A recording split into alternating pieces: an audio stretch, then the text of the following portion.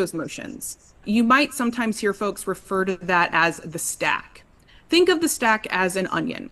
Ogres have layers, onions have layers, and motions have layers. At the center of the onion is the main motion, which is the proposal in the agenda.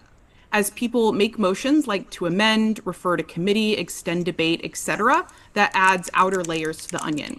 We must then peel back those outer layers in order to get to the main motion. The Documents tab, in addition to that parliamentary procedure chart, also has the full agenda, the virtual meeting instructions, and the current standing rules and constitution. Please note that it may take a few moments for these items to load. If you are wishing to speak to an item of business, you will click the Speaker Pool tab. There, you will select your purpose for speaking, such as a speech in favor, a speech against, what kind of motion you're making. And then in the text field, you'll enter the item number, such as F.1 or F.1 Jones Amendment. In the All Messages tab, we will have a posted message that says what the current item of business is to help folks follow along with where we are. If you are selecting the other parliamentary option, you do need to include what motion you are wanting to make in that text field. If you're joining from a multi-member household where you have multiple folks joining the meeting, but only one of you has joined the Zoom, please make sure to put the name of the account that is connected to the Zoom in that text field so we know who to unmute. You can easily see your Zoom name by opening up the participants list in the Zoom. Lastly, if you are submitting a point of order, a parliamentary inquiry, or a request for information, it's very helpful if you give a brief explanation of your point or inquiry in that text field. However, not doing so will not prevent you from being recognized. Once you have submitted your request to speak, it gets sent to the speaker pool, and our speaker pool moderation staff will take care of categorizing the request for me to then assign folks the floor. When I recognize you to speak, please use the raise hand function in the Zoom to allow the Lumi tech to easily find you and request that you unmute. You can choose whether or not to have your camera on when you're speaking. Please make sure that you test your microphone before you're recognized by going to More in the Zoom, going to More, Settings, Audio Settings, Test Mic. If you're not prepared to speak when you're recognized, we will move on to the next person. When you're speaking, please introduce yourself and give your pronouns. Please remember that debate must be civil and it must be germane, which means relevant to the item of business currently before us. We set debate times by a total number of minutes for speeches in favor and against. So if debate time is set at 6 minutes, that means 3 minutes for speeches for and 3 minutes for speeches against. Neutral items like a point of order or subsidiary motions come out equally from both sides. As we move through the meeting and speakers are recognized and items of business are disposed of, we will be archiving your request to speak. When your request has been archived, you'll see a response from the moderator indicating that's happened. If you submit a request to speak and you later change your mind, you can select retract a request and use the text field to indicate which request you're retracting. You don't need to retract a request that has already been archived. In addition, we'll be archiving items as they're no longer relevant. So if you're wanting to postpone indefinitely and somebody else makes that motion, we'll take care of archiving your request for you. Sometimes motions require a second. We'll be using the raise hand function in the Zoom to second motions. You can raise your hand as soon as the motion is made, and I'll also make sure to ask if there's a second if there haven't been any. In the same way, sometimes I will ask for unanimous consent of the body to do something rather than needing to take a vote. This sounds like me saying, is there any objection to? And if you wish to object, please use the raise hand function in the Zoom. When it comes time to vote, the vote will automatically appear on your screen. And when that vote appears on your screen, you will select how you wish to vote. You can change your vote just by clicking the other option, and you can completely cancel your vote by clicking cancel.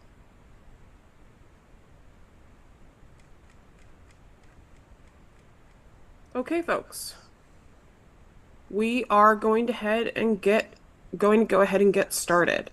My name is Jessie Lipp. I use they, them pronouns, and I'm the presiding officer for this meeting. So I'm calling to order the second main meeting of the 2025 WSPIS business meeting at 11:01 a.m., by which I mean 9:01 a.m. Pacific. Sorry. Before we begin, you probably saw that we were looping a video of my introductory marks from the July 4th session. So I'm going to be skipping over most of that and breezing through the rest of today in order to save us some time. If you have not been able to attend one of the previous sessions, I'm sorry that I'm not able to give the same kind of introduction to how things work that I've been able to do at those. We are very pressed for time, but all the information in my usual introductory spiel is in the documentation. So, business meeting staff, we have them. They're great. Their names are on the screen. Um, we have a Discord. Please join it if you're able to. You don't have to have a Discord account already or have used Discord before to join it. There's a help channel there. They are very helpful in the help channel. The captioning link is on the homepage of the Lumi platform to the 3Play live captioning, and we also have auto captions in the Zoom. I think I said that in an opposite order of how I gave Warren slides for it. Apologies. And lastly, please make sure to test your microphone before you are recognized to speak. We do not have time to live troubleshoot any tech difficulties that you may be having. Balloting for the Mark Protection Committee and the Trial Committee will take place at the close of this session, and the vote will be open until noon Pacific on Monday. There are statements from the candidates in the Discord, and also PDFs with those statements have been uploaded or will be uploaded shortly to the Lumi platform. The Documents tab also includes a summary of the discussion that happened at the executive session related to the trial committee for folks who were not able to attend but would like some of that information before voting. So we are going to, well, since we have this on the screen, I guess I'll do this before we do the test vote.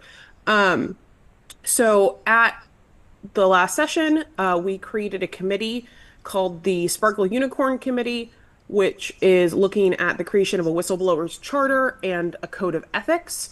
So that committee is going to be chaired by Alana Vincent, and the members will be Alan Bond, Mark Godden, Kimberly Hansen, Farah Mendelson, Michelle Morell, Bree Reeves, Gail Turman, and Patty Wells.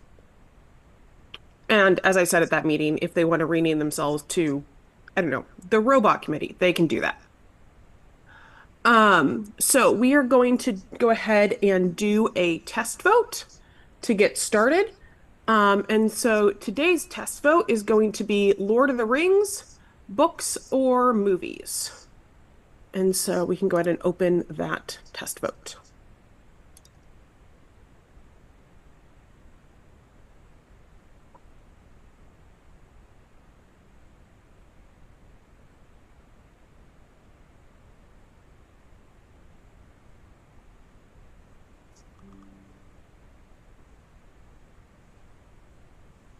Okay, and we can go ahead and close that.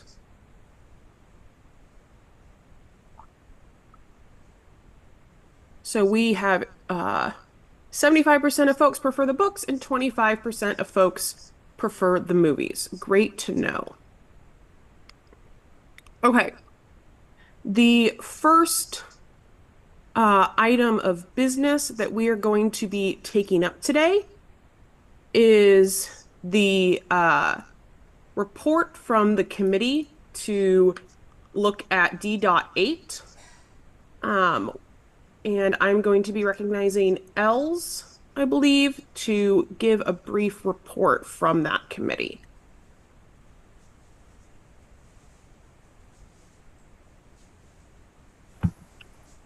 Hello, everyone. Hello, everyone. My name is Els. My pronouns are they, them. We completely revised the resolution. In our little group, which was of I people am not hearing sound from Els. This is strange Can because I do somebody see I else? thingy. I can hear else. That Jesse, that might be just you. Anybody else hear them? Oh, Olaf Uh, can. okay. Can other Oh, people? I'll wait until I get a explicit Nope, go. that was 100% my fault. I forgot that I had Zoom muted, so I didn't have to listen to myself for an hour. I'm really sorry about that. I mean, fair. So we're on a committee with like Cliff Dunn, myself, Mara Michaud, Kate Sikor, Priya as and Priya. I'm sorry, last name's not going to work. We completely rewrote it because we decided that we wanted it to be more pointed and more generalized and also usable for the future, because we're talking about AI today, but we want this resolution to also speak to tomorrow. And what we do with this resolution, because the main idea is still the same, we want two things from future Worldcons, and that's something we ask from them. We don't require it from them. And we want them to have policies and relevant training about the ethical use of technologies they may use.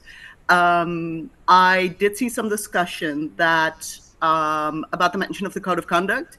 That's just a term we use here. If the Worldcon is like, hey, we have a different policy that works better, that's not a code of conduct, please don't try to not fall over the very specific wordings, because different conventions do things differently and might have different places where they put specific rules.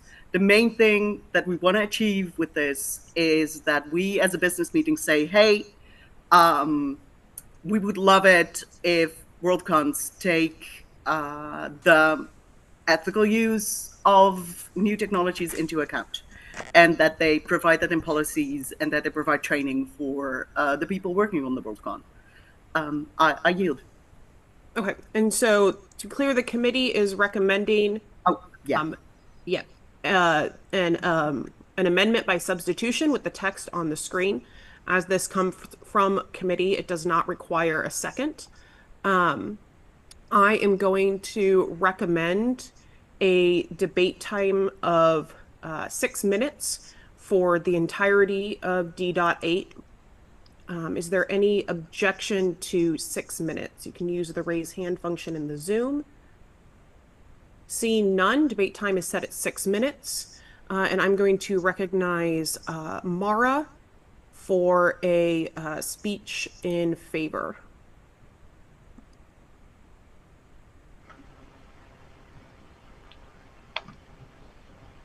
Hi, I'm Mara, she, they. I think of this as a black mirror of resolutions, in that it asks us all to give at least as much thought to the ethics and consequences of actual technology as our fiction writers give to future tech. Because AI isn't the first, and it won't be the last technology to hurt people in the rush to use it, like radium watch dials and high-dose X-ray machines to size children's shoes. And AI isn't the first technology to be demonized before it could prove itself. Those same X-rays went on to become low-dose CAT scans, and nuclear pharmacies use radium and other similar technologies to diagnose and treat disease every day. So I ask you to vote for this resolution, because if we here can't resolve to use technology carefully and thoughtfully, who can? Thank you. I yield. Hey, thank you. That was a speech in favor. Us is the amendment by substitution with the text on the screen. So right now, that's what we're debating. And we will take a vote on whether or not to amend the text by substitution. If the amendment by substitution passes, we will then take up adopting D.8 as amended. And if the amendment by substitution fails, we will go back to D.8 with the original language. Okay. I'm going to recognize Stevani Ross for a speech against.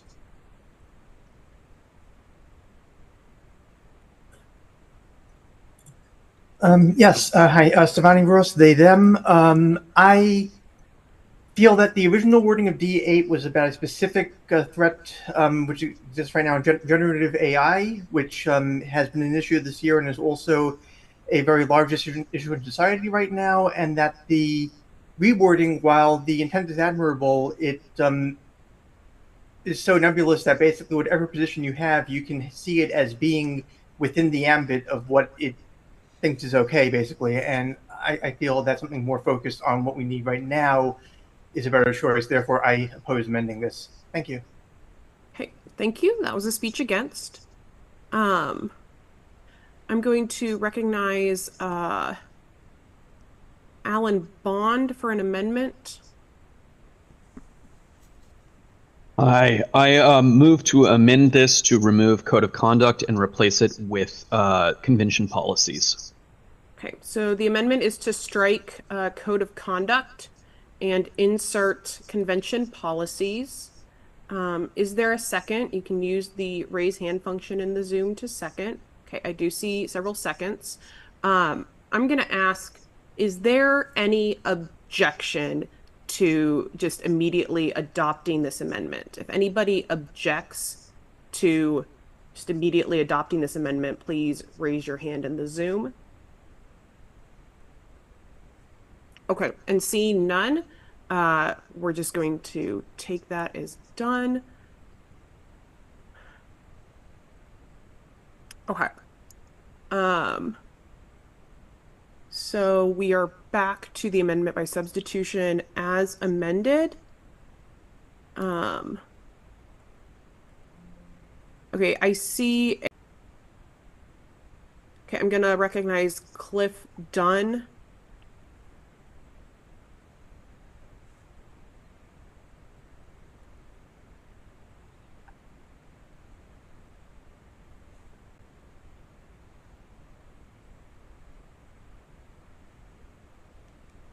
Can you hear me? Yep. Okay. While I agree that this makes the the resolution more broad, Mixed Chair, I also believe that is a feature, not a bug. Yes, a specific problem brought this to our attention, but that specific problem is not the only thing we're going to run into over time. There will be other problems, and I think we would all prefer not to be redebating this general principle every 5 years, and I suspect that's where technology is going to bring us, so this is better. Thank you. Okay, that was a speech in favor. I do have a motion to end debate in the speaker pool on just the amendment by substitution. I don't have any other requests to speak on this item in the speaker pool, so we are going to go ahead and move to a vote on the amendment by substitution to D.8, and we can go ahead and open that vote.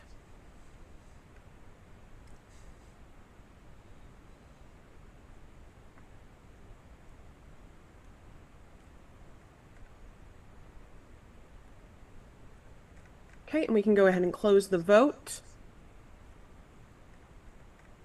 With 100 in favor and 11 against, D.8 is amended with the amended by substitution to become now the text on the screen. And so the item in front of us now is the adoption of the amended D.8. Okay, I do not see anybody requesting to speak on the amended D.8. I am going to give you all a few seconds to see if, just to make sure, see if anybody wishes to speak on it.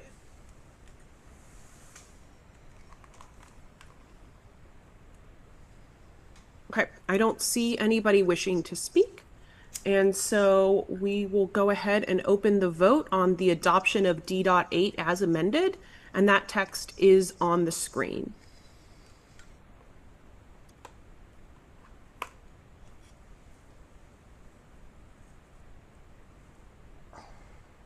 Okay, and we can go ahead and close the vote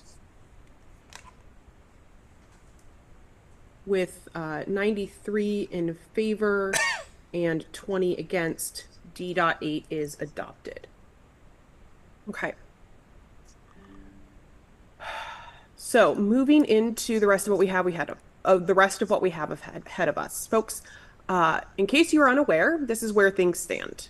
We have 9 ratifications and 22 constitutional changes to get through in the next 2 meetings. I have a procedural rule change that I'm going to suggest to hopefully help us get through things. I am recommending that any motions requiring a second, not including the proposals which have already been submitted in the agenda, require a total of 3 seconds. So if someone makes a motion, instead of requiring only a single member to second the motion, it would require a second from 3 other members to be properly before us. So first, I'm going to ask if there is any objection to adopting a special procedural rule that any motions requiring a second now require 3. I do see a couple of objections. So we are going to move to a vote. This is essentially a motion to suspend the rules, which is neither debatable nor amendable and requires a 2/3 vote.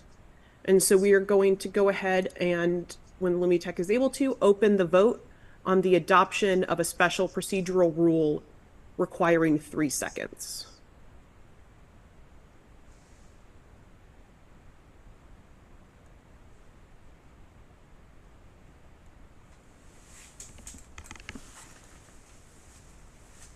Okay, we can go ahead and close the vote. With 87 in favor and 22 against, that is a 2/3 majority, and so the special procedural rule is now adopted. And so all motions other than those in the agenda, which have already been submitted, will require 3 seconds. Notably, this does mean that all of you people who love to make the joke about thirding and fourthing motions are actually now correct. And so I will officially no longer be annoyed by such jokes until such time as we have dispensed with this rule, at which point I will resume being pedantically annoyed when people make that joke. So with that out of the way, we have basically 375 minutes of real time to accomplish the items of business ahead of us. So far, we have been averaging a bit over 3 minutes of real time for every minute of debate time. And so the debate times that I'm proposing are based on this. So these are the debate times that I am proposing for the ratification of business passed on.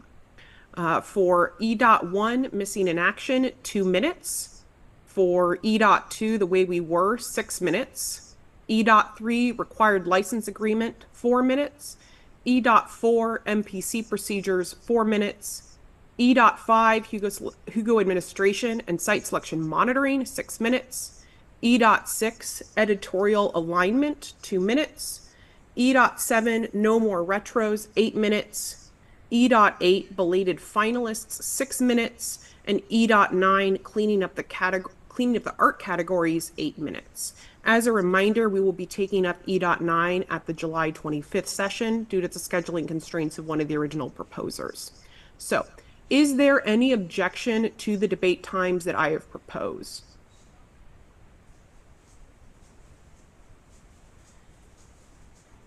Okay, I do see an objection, so we are going to go ahead and move to to voting on these debate times. So we can go ahead and open the vote. If you are in favor of my proposed debate times, we'll go ahead and open the vote on that. This only requires a simple majority.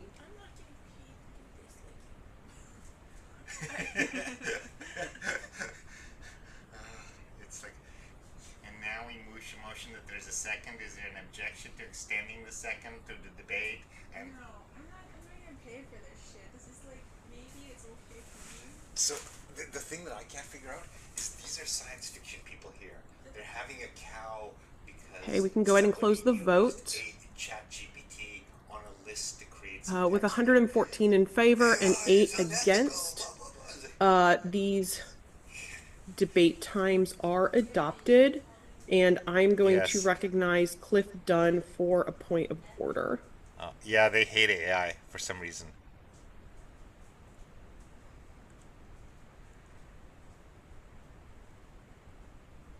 Mixed chair, the joy of these things running as fast as they can. My point of order is that didn't we handle the debate times originally rather than as a block previously?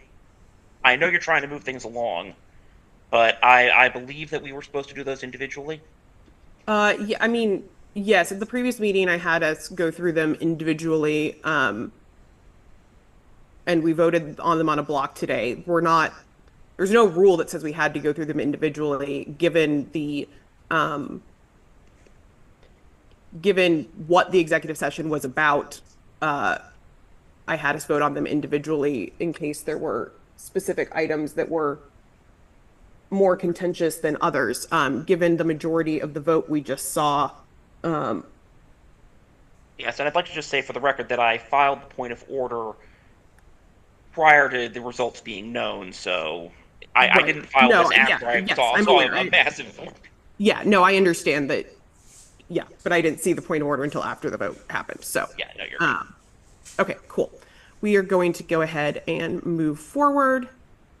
Okay, so for the debate times for the new constitutional changes, we are going to do these in batches because of how much we can fit on a screen.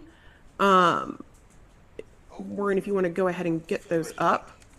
So I'm only going to be setting debate times for the first few, sort of the first half or so of the new constitutional changes today, because those debate times are necessarily going to change depending on where we end today's session. So the debate times for F.1 through F.7, this section of the agenda is brought to you by the word clarifying.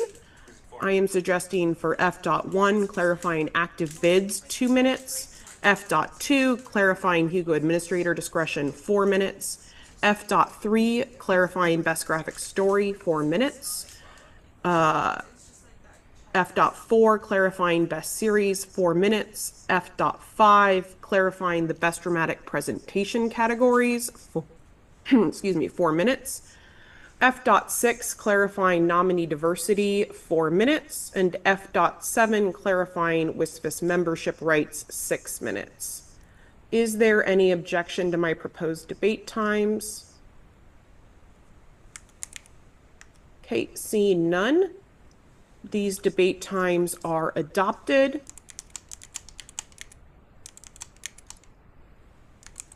And then the next batch that I'm going to give us are F.8 through F.12. Sorry, Warren.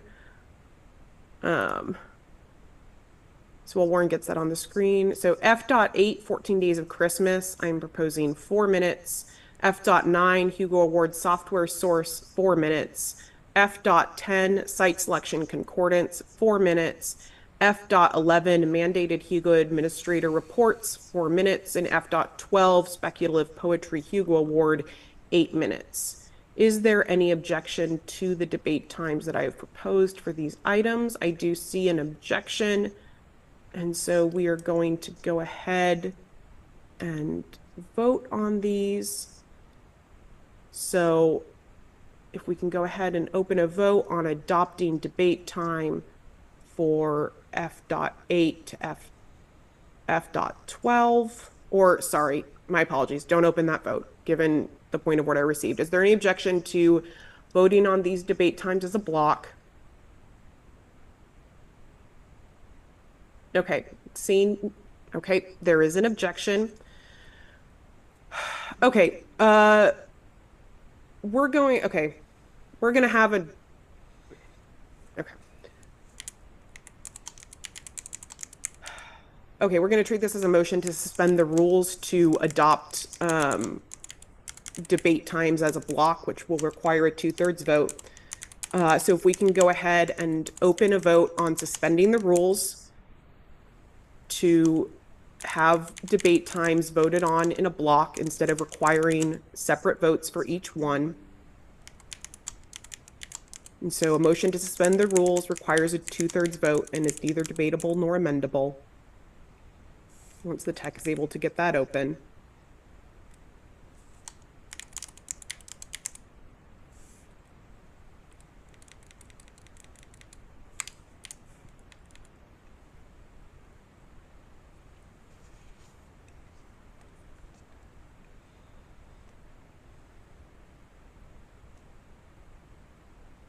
Okay, we can go ahead and close the vote. With 96 in favor and 16 against, the motion to suspend the rules passes, and we will vote on debate times as a block.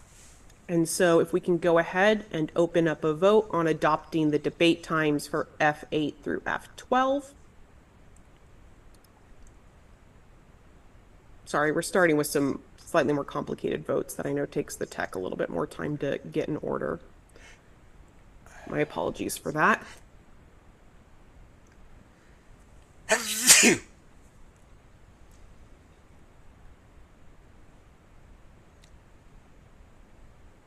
And so when the tech opens the vote, yep, this is adopting date times for F8 to F12.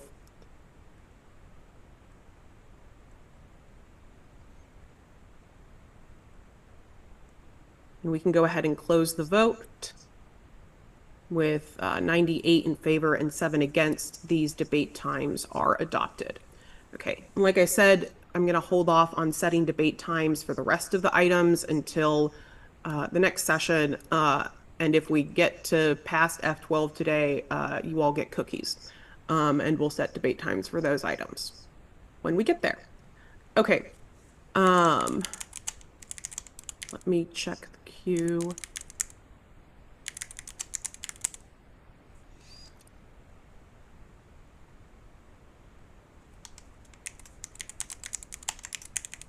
Okay, we have, okay, I'm going to recognize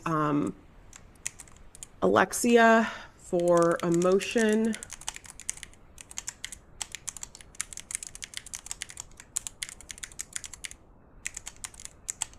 Hi. Hello. We can hear you, Alexia. What's your motion? My motion is to switch the order between E1 and E2's discussion because I think the wording of E1 depends on the outcome of E2. Okay, thank you. So that's a motion to suspend the rules, to take up items out of order, and take up E.2 and then E.1. Is there a second? Or 3 seconds, as it were. Okay, I do see seconds for this item. And so the motion to take up items out of order requires a 2/3 vote. And so, you know what, actually, instead of that, is there any objection to just going ahead and taking up E.2 first? Okay, there is one. Okay, so we are going to vote on this. Okay, so we're going to need to open a vote on taking up E.2 first. This requires a 2/3 vote.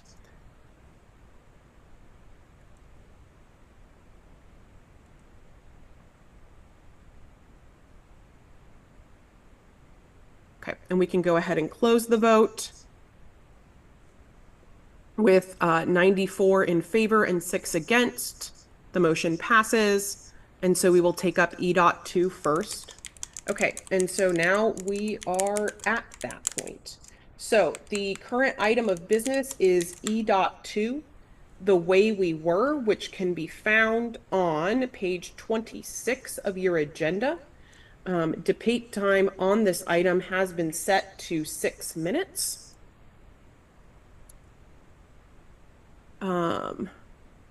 Is there anyone wishing to speak in favor of E.2? I don't see anyone. Okay, I am going to recognize Kat Corbetti for a speech against E.2. And then I will be recognizing Alan Bond if I don't have a speech in favor by then. So Kat. Thank you, Mixed Chair. The entire reason that the original amendment changing the name of supporting membership to WSFIS membership was to make everything as clear as possible that when you buy this, you are a member of WSFIS for that year. With everything that means, you can vote in the Hugos, you can vote for site selection, you can do all these things. By going back to to attending membership and supporting membership, that doesn't connect to, sorry, my cat has thoughts.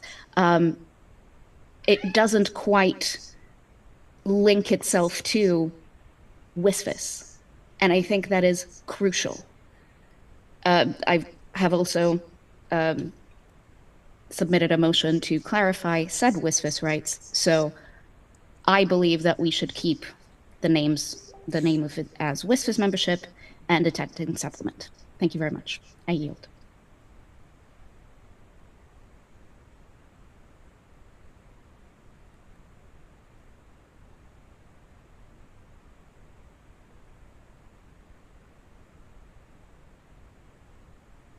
Oh, thanks. Sorry about that. That was a speech in against E.2. I'm going to recognize Brian Nisbet for a speech in favor of E.2, and then Alan Bond for a speech against.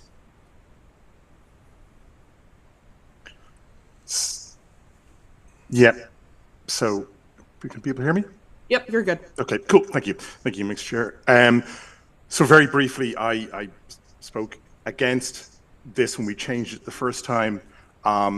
Sitting at bid tables, this is the bit that people don't understand. It is the biggest piece of confusion when we talk about bidding for Worldcon and what a membership is and all of these things. And it is, I can understand the piece around wanting to link it to WSFS, but it is just causing confusion over and over again, whereas people understood the notion of a supporting membership and an attending membership.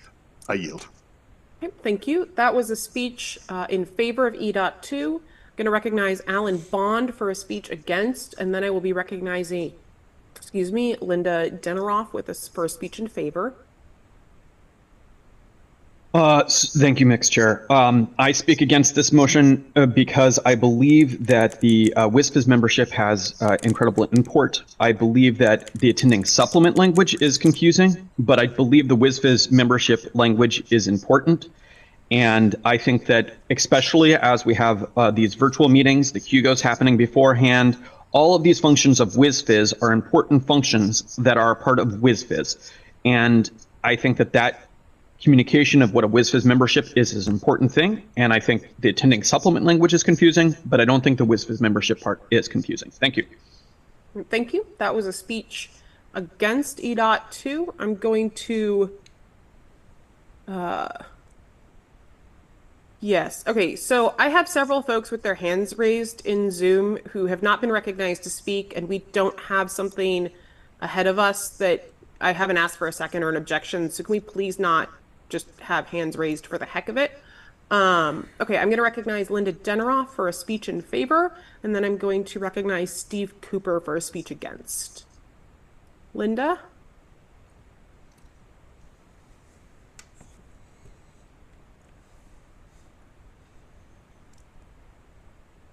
Okay. Are other folks able to hear Linda? No. Okay. I'm not able to hear Linda either. So go ahead and make sure to check your browser settings that it's using the correct microphone. But while you do that, I'm going to go ahead and recognize David Guan for a speech in favor of E.2. And also be recognizing Steve Cooper for a speech against. David? Thank you, Mixed Chair. I believe I have a slightly different perspective here than many others. I've been part of the registration teams since Dublin, excluding Chengdu and DC. I headed the AtCon registration for Glasgow. That is my role for Seattle and will be my role for Los Angeles and Montreal should Montreal win. I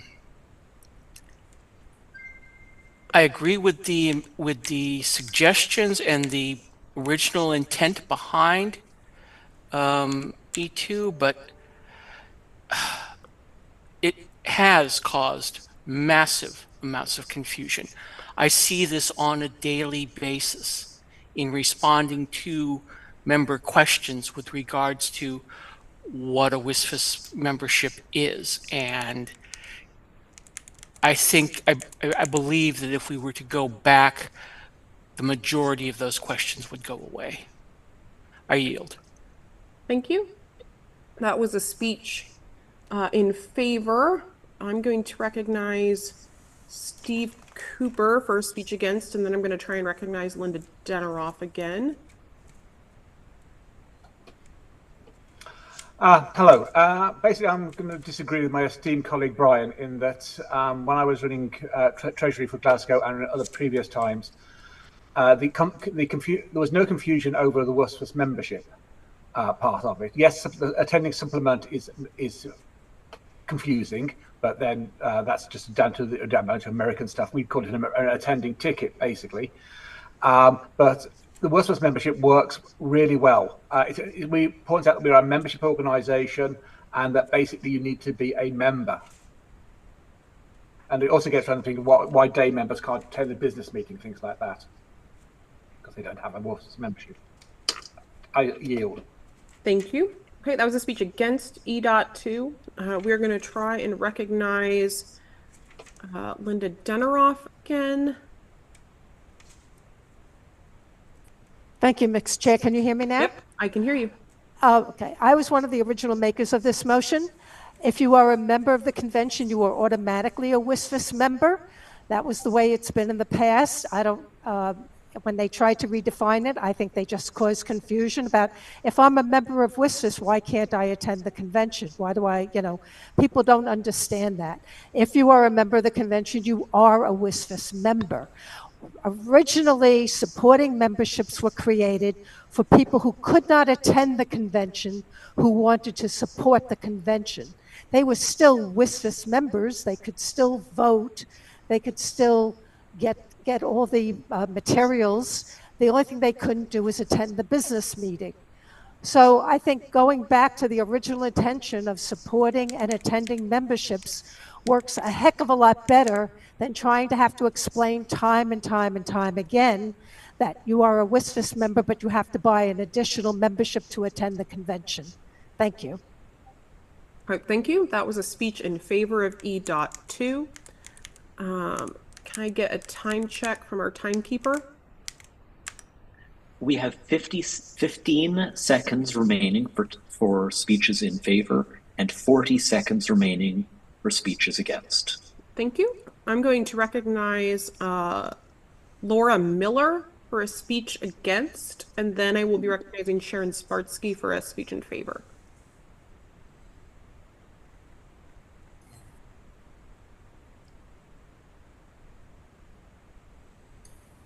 Hello. Yep.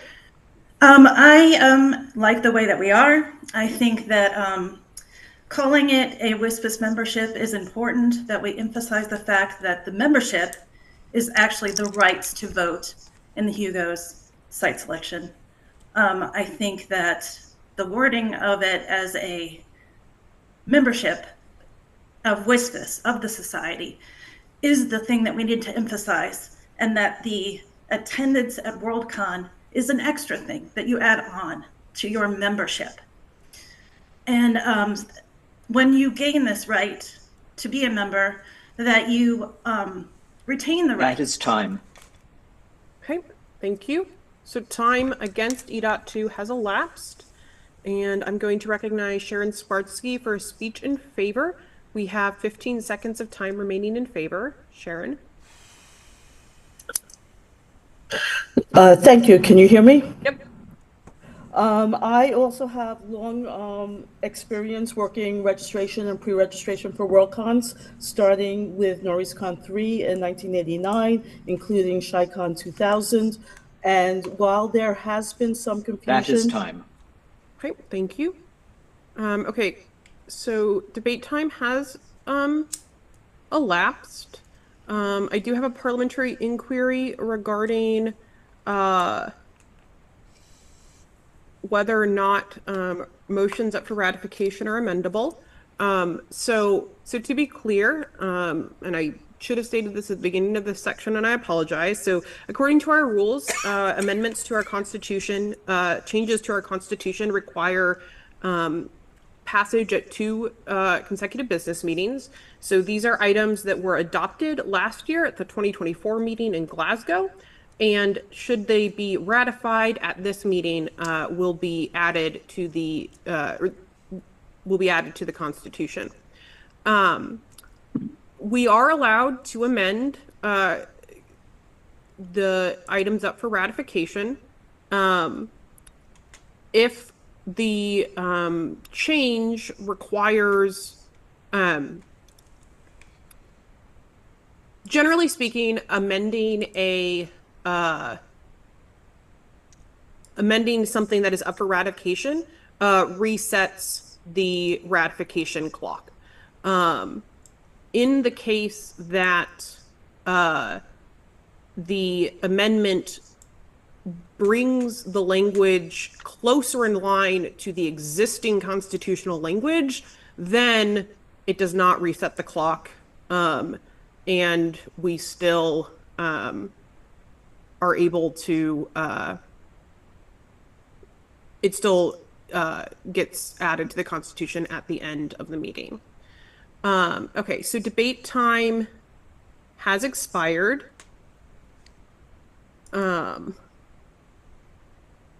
And we have 6 folks still wishing to speak in favor, 5 folks still wishing to speak against, and a few folks, I think, let's see, I believe we have 4 folks who are wishing to amend E.2. Let's see. Okay. And I also have several motions wishing to extend debate. Okay. So Cliff Dunn has moved to extend debate by 4 minutes. Is there a second? Okay, I do see seconds for this. So the motion to extend debate requires a 2/3 vote. So if we can go ahead and open a vote on the motion to extend debate by 4 minutes. So this would be 2 minutes of debate for each side.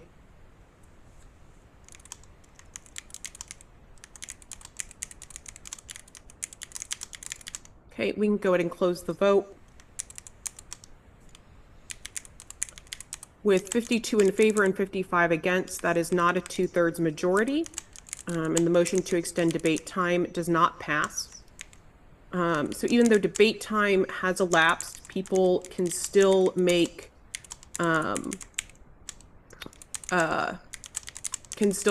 motions. They are just not amendable. I do see a motion. Okay, hold on. Let me check. Okay, I do see a request for a speaker pool report, but I gave one when debate time is expired.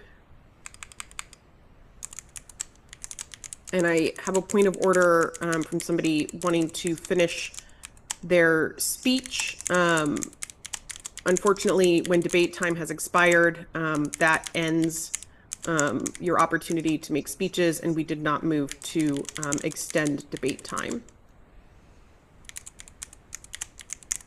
Okay, can we clear the motions to extend debate out of the regular priority pool?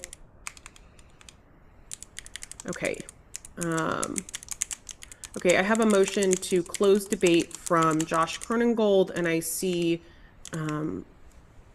several similar motions in the queue. Not quite to get us to 3, though. So is there a second to the motion to end debate?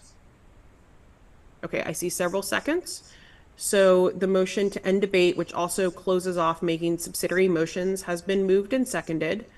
And so this requires a 2/3 vote. And so we can go ahead and open the vote on ending debate. And so as a reminder, we have 4 speeches in favor, 5 against, and a handful of people wishing to make amendments in the queue. And you can go ahead and vote on closing debate.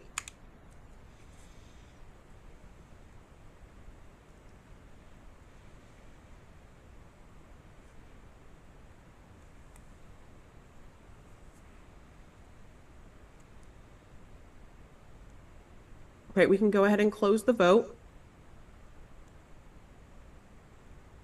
With 92 in favor and 33 against, that is a 2/3 majority, and so the motion to end debate passes, and so we will move to a vote on E.2.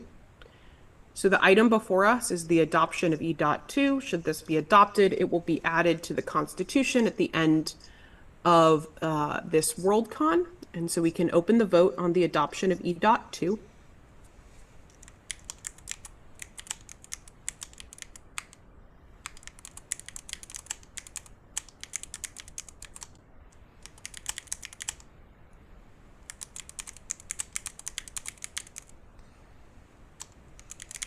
Okay. We can go ahead and close the vote. With 85 in favor and 53 against, E.2 is adopted, and so will be added to the Constitution at the end of this convention. We can go ahead and clear all the folks wishing to speak to E.2 out of the speaking pool. Okay. The next item that we have is E.1, missing in action, which can also be found on page 26 of your agenda. Debate time on this has been set at 2 minutes. So to be clear, we don't need to amend E.1 in any sort of way to reflect E.2. The order of operations will be that E.2 is essentially the last change applied to the Constitution, and it just replaces all instances of WSFS membership with supporting membership. So that'll happen. We don't need to amend E.1 in order to do that. Okay.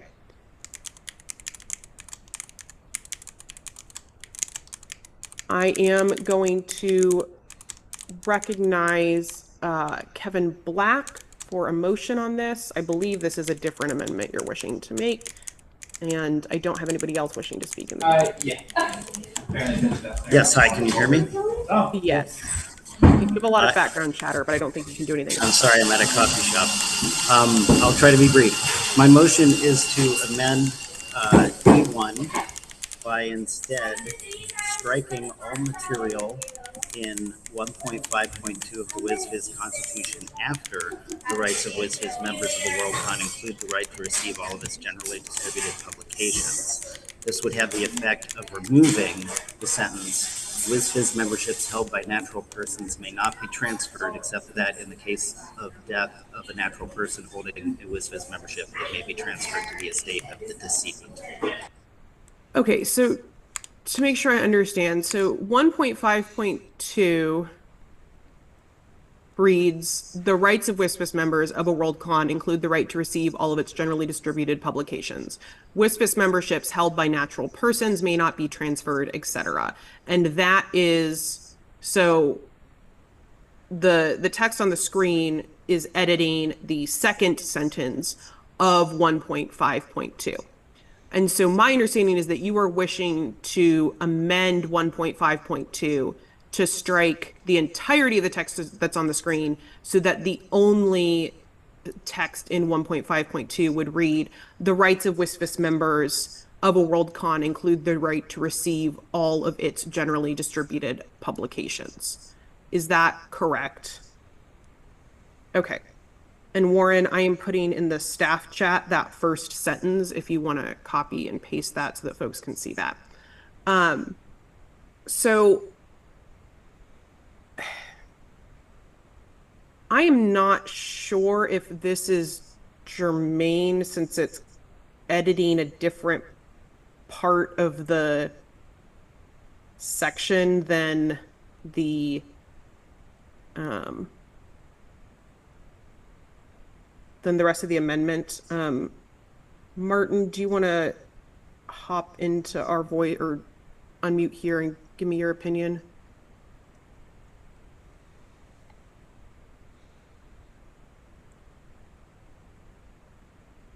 So I'm just conferring with folks 1 second.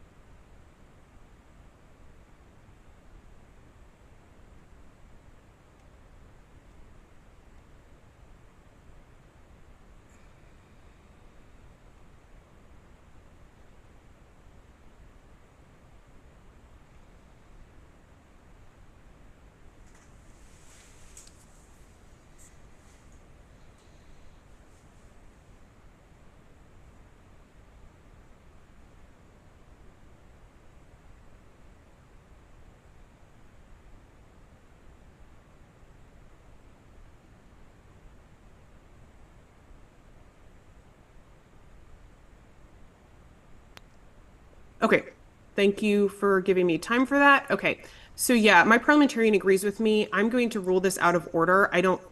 It's not germane because it is like the item up for ratification is editing the second sentence, and striking the entirety of it is a different thing than this ratification was.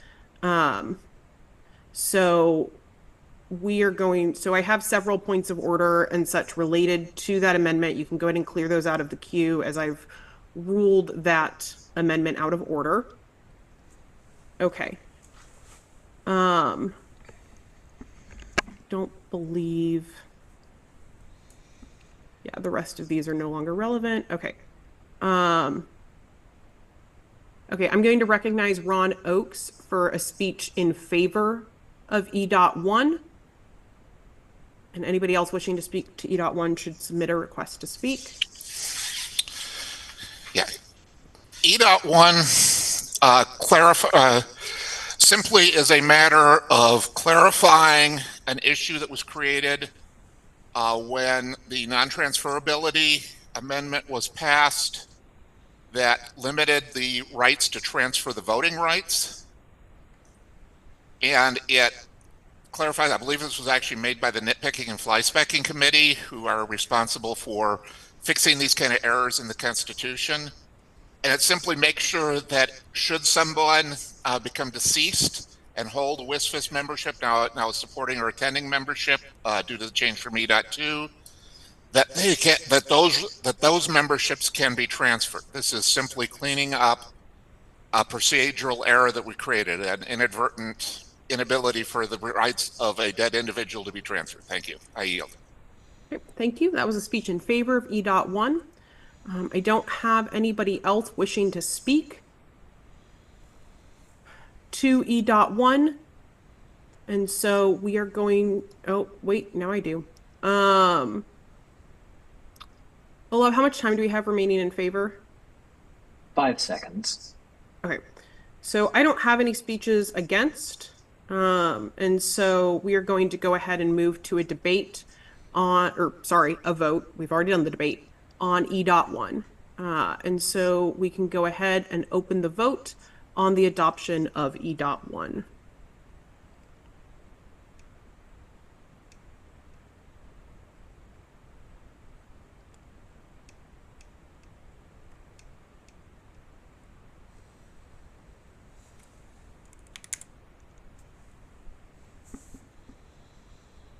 Okay, we can go ahead and close the vote. With 99 in favor and 13 against, E.1 is adopted and will be added to the Constitution at the end of this Worldcon. Okay, that brings us to E.3, required license agreement, also found on page 26 of your agenda. Debate time on this item has been set at 4 minutes. Anyone wishing to speak to it should submit a request to speak.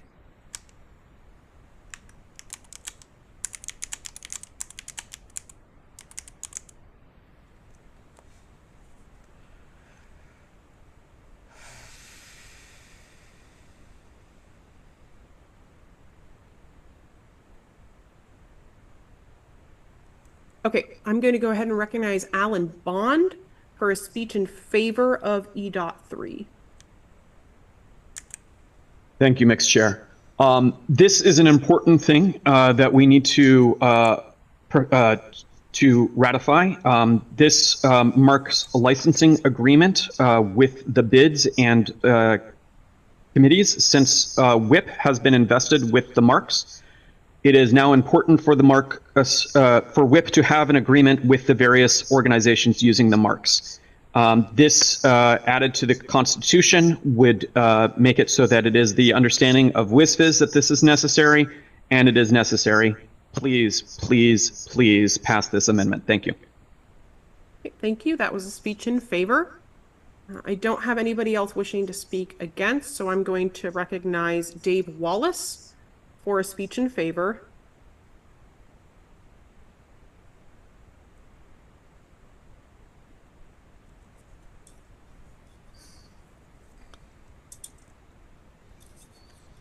Okay. we Yes, can hear you. thank you. Excellent.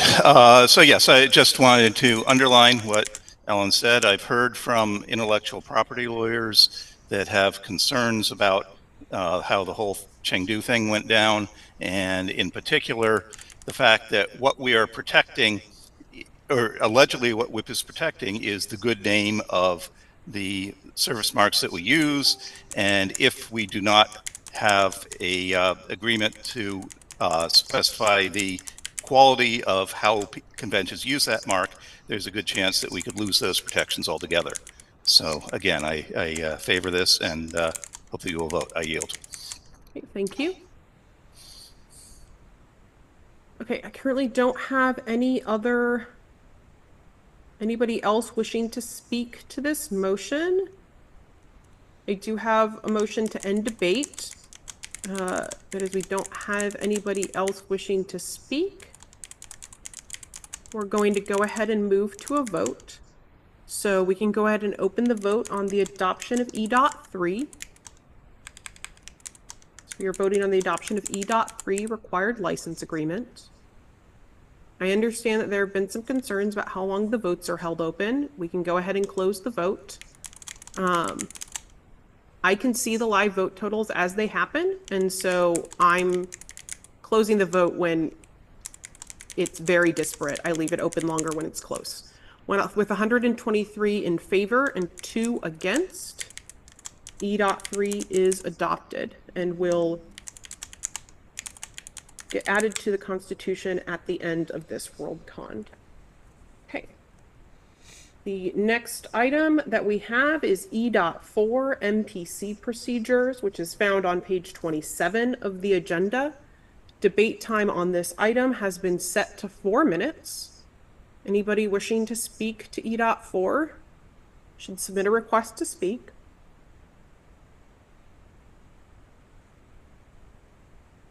Okay, I'm going to recognize Alan Bond for a speech in favor.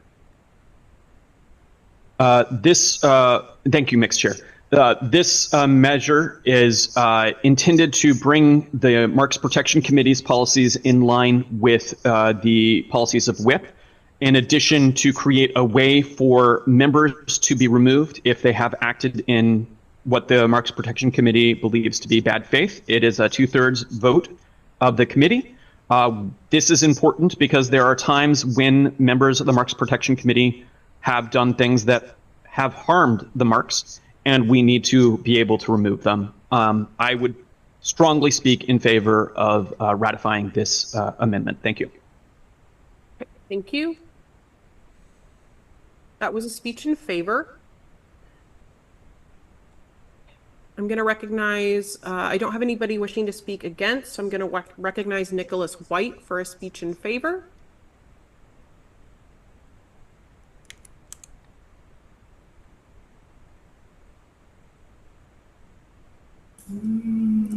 Thank you very much, Mixed Chairperson. Nicholas White, pronouns he, him. Like Alan, I was very surprised when it turned out that the scope of the Mark Protection Committee for action against its own members turned out to be pretty much limited to censure. I think it's important that the Mark Protection Committee should have the power to remove members in the case of misconduct, and I hope that this meeting will support that proposal. Thank you. Thank you. That was a speech in favor. And I still don't have anybody wishing to speak against or additional speeches in favor. I am going to recognize Darren Briskman for a motion.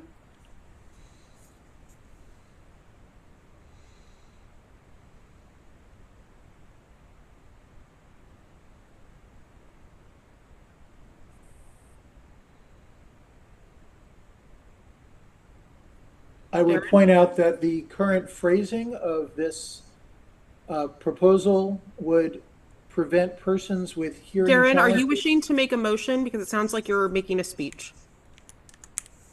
I would ask to change I would propose that we change the phrase hear each other to communicate with each other, so that persons with hearing challenges could participate in the Marks Protection Committee. Okay. can you restate?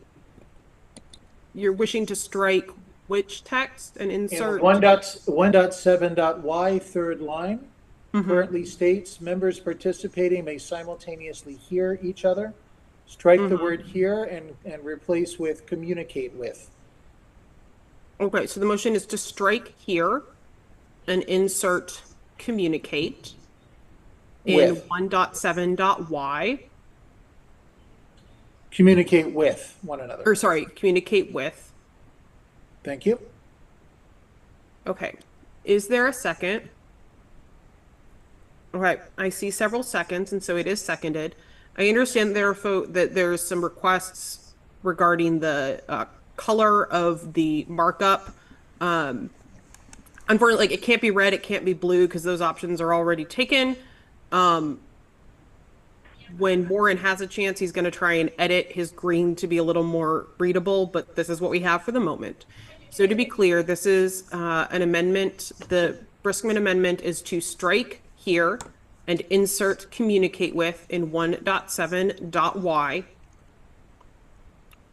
And so we can go ahead and open up the second order speaking pool. Olaf, how much time do we have remaining on E.4? We have 2.5 minutes. Okay, and that time will be split evenly for the amendment.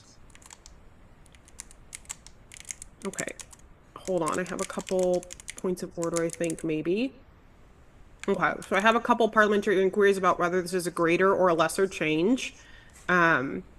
So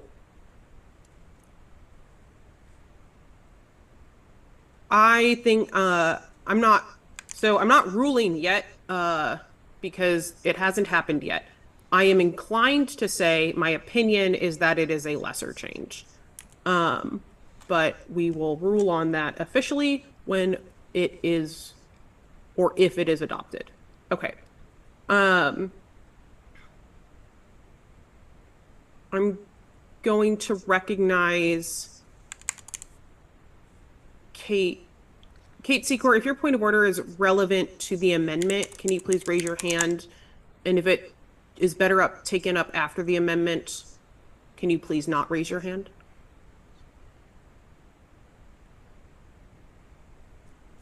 Okay, I don't see Kate's hand being raised, so I will wait to take up that point of order.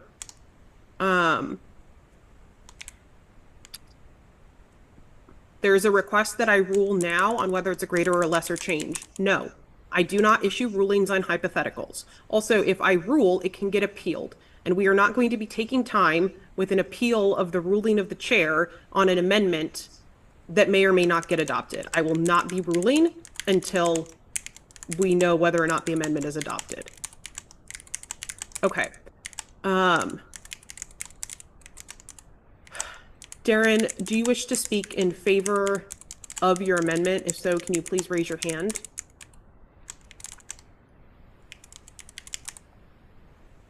Okay. I'm going to recognize Darren to speak to their amendment. And so to be clear, the item in front of us is the Briskman amendment to E.4 to strike here and insert communicate with. Darren? Thank you. This is a simple clarification of terms to make sure that we do not prevent persons with hearing challenges from serving on the Marks Protection Committee. Thank you, Chair. Right, thank you. This is a speech in favor of the amendment. I don't have anybody wishing to speak against the amendment in the queue yet. I'm going to recognize Chris Rose for a speech in favor of the amendment.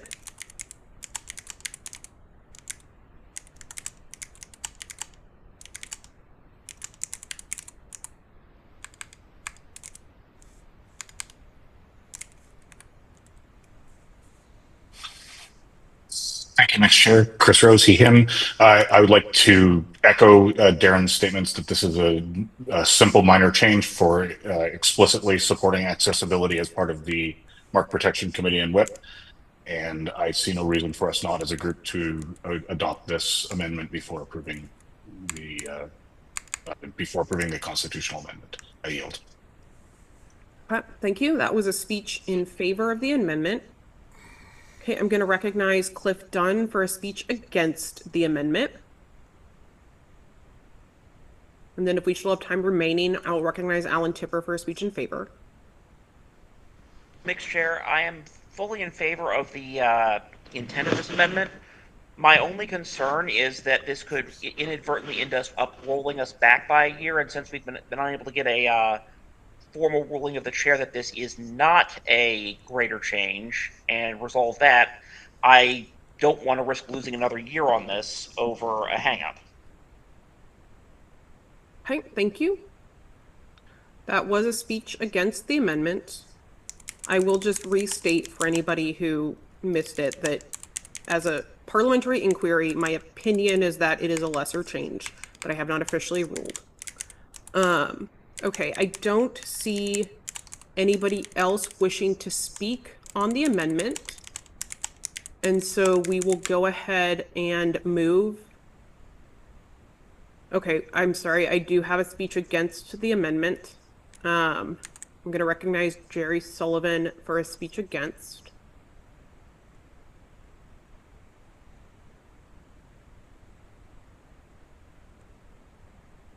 Jerry, if you can go ahead and raise your hand in the Zoom so that we can recognize you.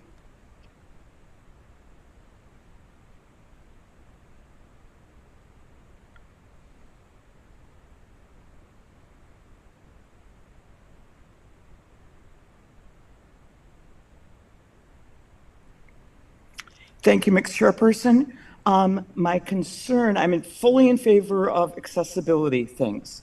My concern is that this amendment, or my question is, this amendment would seem to open up and expand the methods of communication that the Mark Protection Committee was limited by before. So I'm concerned that this does more than just make the committee accessible. Thank you. Okay, thank you. I'm going to recognize Alan Tipper for a speech in favor of the amendment. And my apologies, I just got confused on where I was in my list of people. I didn't mean to almost skip over you. All right, thank you, Mixed Chair. This is Alan Tipper, they, them.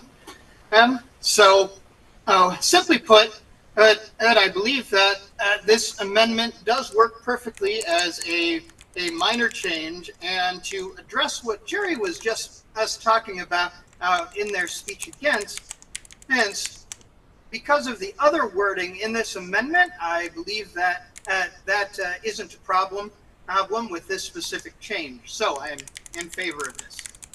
That's it. Okay, thank you. That was a speech in favor of the amendment. And I don't have anybody else still wishing to speak. So we will go ahead and move to a vote. So to be clear, the item ahead of us is the Briskman Amendment to amend E.4 to strike in 1.7.y here and insert communicate with. And so we can go ahead and open the vote on the adoption of the Briskman Amendment to E.4.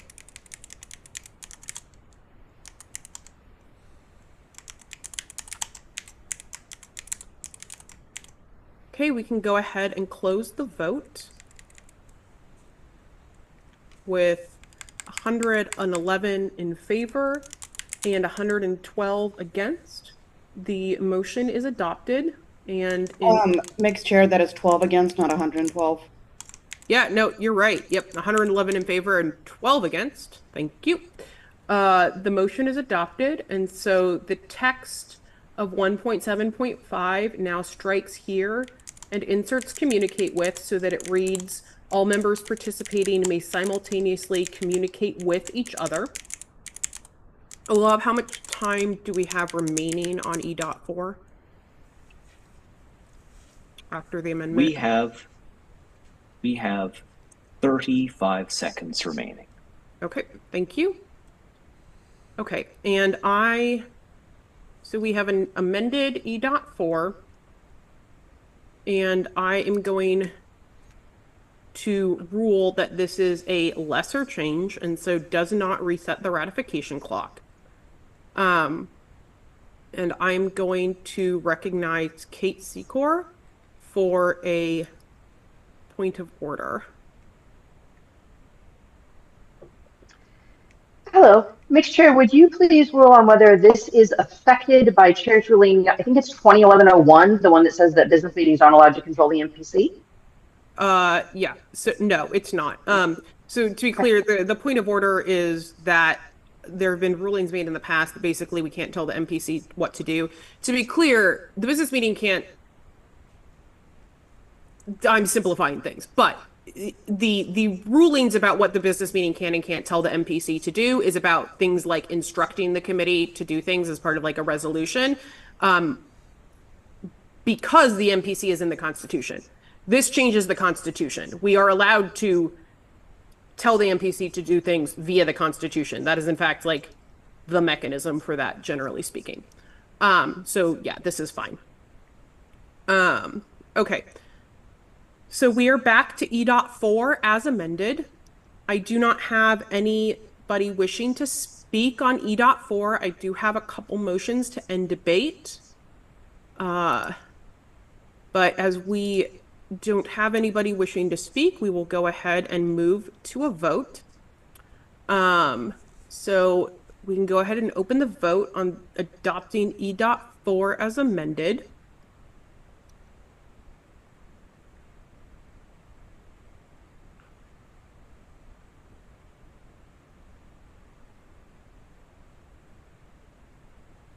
And we can go ahead and close the vote with 120 in favor and 3 against. E.4 is passed as amended and will get added to the Constitution at the end of this Worldcon. Okay, the next item that we have is E.5. Hugo Administration and Site Selection Monitoring on page 27 of your agenda. Debate time on this item has been set to 6 minutes. Anybody wishing to speak to this item should go ahead and submit a request to speak.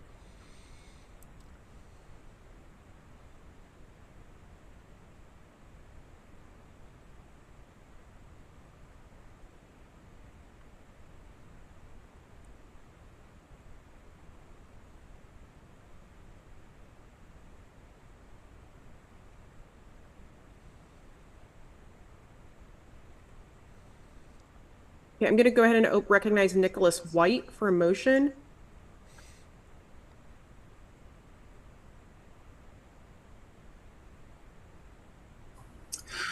Thank you, Mixed Chairperson Nicholas White, he, him. I was on the committee that proposed this, but things have changed a bit. We now have a Hugo process advisory committee, which is doing very good work. And I feel that a large chunk of this resolution, of this amendment, is actually preempting their decisions. So I propose that we delete everything after the first paragraph of this amendment. I believe it's absolutely right that the Constitution should specify that there should be a Hugo Administration subcommittee. That has been the universal practice of recent Worldcons.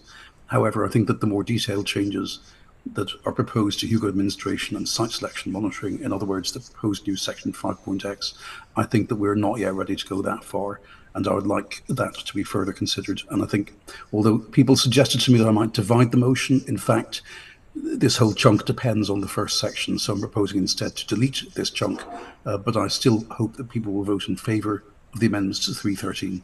Thank you, Mixed Chairperson. Okay, thank you. So this is a motion to amend E.5 by striking the entirety of the new section 5.x, so only the changes to 3.1.3 would remain. I do see several seconds. And so this has been moved and seconded. Okay. So the item before us is the White amendment to E.5 to strike the entirety of the new 5.x. I believe this is actually something where we have 5 minutes of debate time that we can. So our rules give 5 minutes of debate time automatically to amendments. We've just often found ourselves in the case where we don't have 5 minutes. but we do. And so debate time on this is set at 5 minutes. And so we can go ahead and open up the second order queue. I know I'm going to be asked if this is a greater or a lesser change.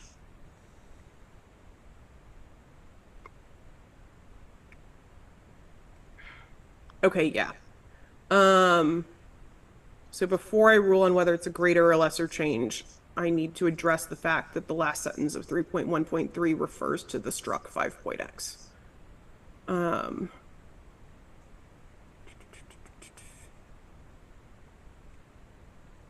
Nicholas, do you wish for your motion to also include striking the words including the members elected by the business meeting? Mr. Chairperson, thank you. Yes, I do. Okay. Is there any objection to incorporating that into the amendment? Seeing none, we're going to go ahead and incorporate that text into the amendment. So to be clear, the amendment is to strike the entirety of 5.x and the including the members elected by the business meeting to 3.1.3. Okay, so I believe that takes care of that parliamentary inquiry, and this would be, once again, this is my opinion. It's not a ruling, but my opinion is that I will probably be ruling this to be a lesser change. Okay, Nicholas, do you wish to speak to you already gave a little bit, but if you wish to give more of a speech in favor, you can do so. Thank you, Mr. Chairperson. I don't want to take up too much of this meeting's time. I think my point is quite clear. I think it's really important that we recognise the reality of what's happening by institutionalising the Hugo subcommittee as a mandatory point. I don't think that we're at the stage where we can really mess around with Hugo administration site selection monitoring as is proposed here, even though I was on the committee that proposed it last year. So I hope we can stand back, think again, and I hope that the Hugo process committee is listening to this debate and will take this on board. Thank you. Thank you. So that was a speech in favor of the amendment. I'm going to recognize Alexia Habel for a speech against the amendment. And then I'm going to recognize Kate Secor for a speech in favor of the amendment. Hi, this is Alexia Habel. I believe that we should leave things the way they are because there is nothing in place today, and the Hugo committee, well, whenever they get around to fixing it, they can always change it back again if that is what they want to do, or make modifications in the future if that is what they want to do, and that I think we need some guidelines to work with until that is finished. Thank you. I'm done. Okay, thank you. That was a speech against the amendment. I'm going to go ahead and recognize Kate Secor for a speech in favor of the amendment, and then Cliff Dunn for a speech against. Mr. Chair, as a member of the Hugo Process Subcommittee, I'd like to thank Mr. White for his consideration of our remit. I don't think that we should be introducing a complicated system now that limits the Hugo Process Committee's ability to do things and will also require unwinding if that committee wants to do something else. It would take 2 years to repeal this, and I think we should give the committee that we chose to do this a chance to do their work. I yield, Mr. Chair. Thank you. That was a speech in favor. And I'm going to recognize Cliff Dunn for a speech against the amendment. And then I'm going to recognize Ron Oakes for a speech in favor.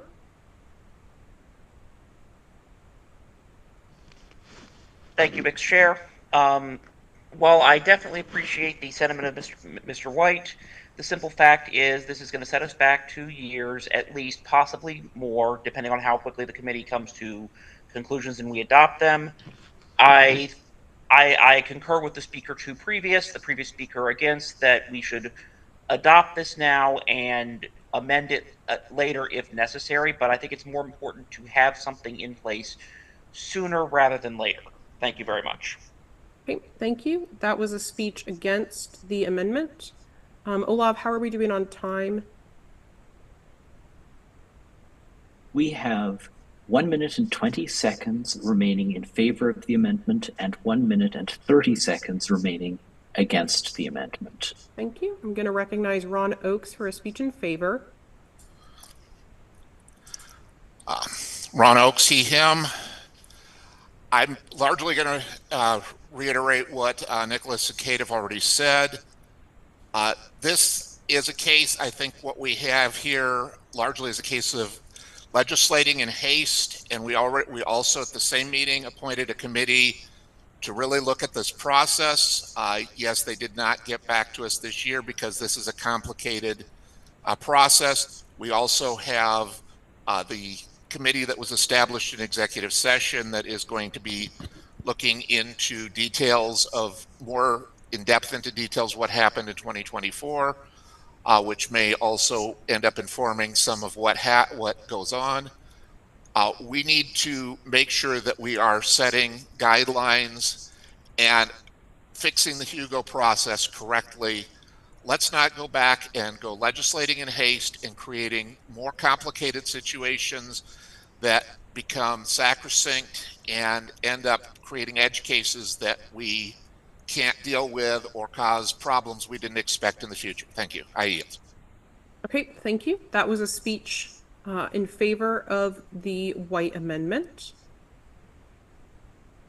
Okay, I have several motions to end debate on all items before us in the queue. So to be clear, this would end debate not just on the amendment, but also on the underlying motion.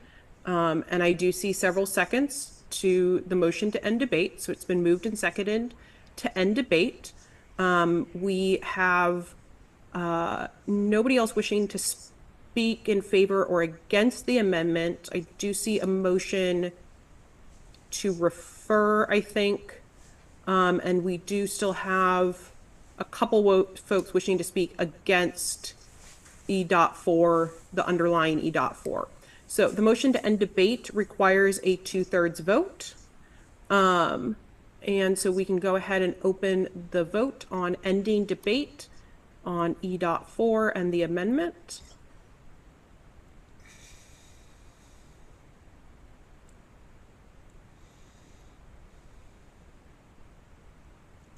We can go ahead and close the vote with 102 in favor and 19 against. That is a 2/3 majority. And so we will move immediately to a vote. So we are going to be voting on the adoption of the White Amendment to E.5. So to be clear, this motion strikes the entirety of the new section 5.x in the amendment and also strikes the text including the members elected by the business meeting from 3.1.3. So we can go ahead and open the vote on the adoption of the White Amendment to E.5.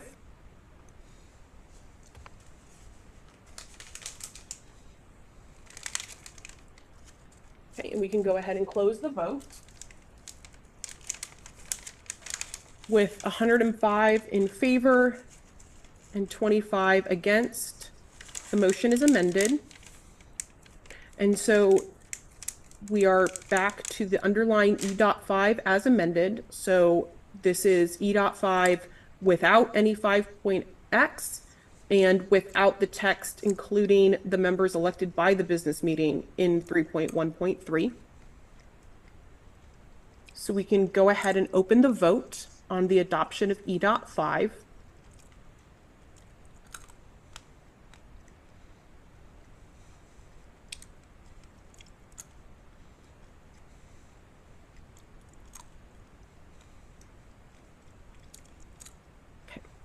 We can go ahead and close the vote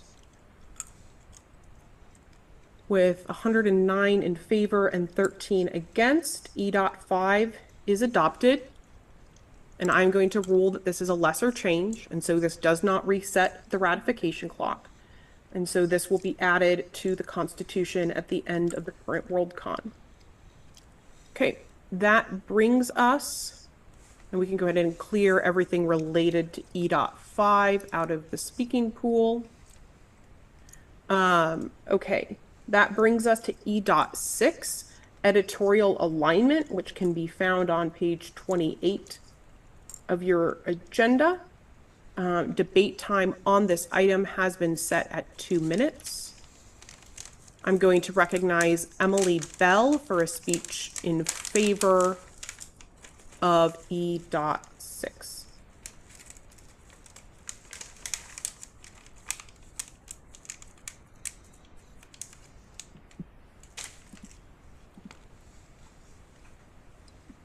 Hello, I'm Emily Bell, she, her, EM, and there's two primary reasons for this proposed change. One is that under the current Constitution, no editor of novels is eligible unless they have edited 4 novels in a single year, and that this is disproportionately an issue for indie, disabled, and marginalized editors. The second reason is this actually brings it into alignment with how short form already is for magazines and anthologies that require one of those books of a whole body of work to be that year, not all 4 in any year of eligibility. Thank you. Okay, thank you. That was a speech in favor of E.6. I don't have anybody else wishing to speak to E.6. Oh, now I do. Okay, I'm going to recognize Kate Secor for a speech against E.6.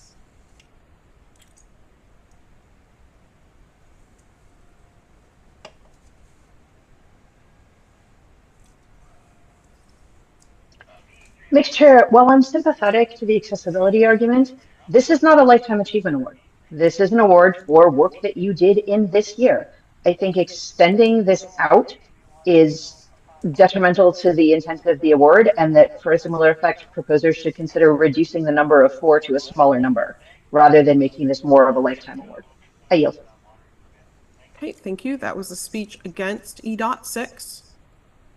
I don't have any, well, maybe I do. I don't have anybody else wishing to speak to E.6.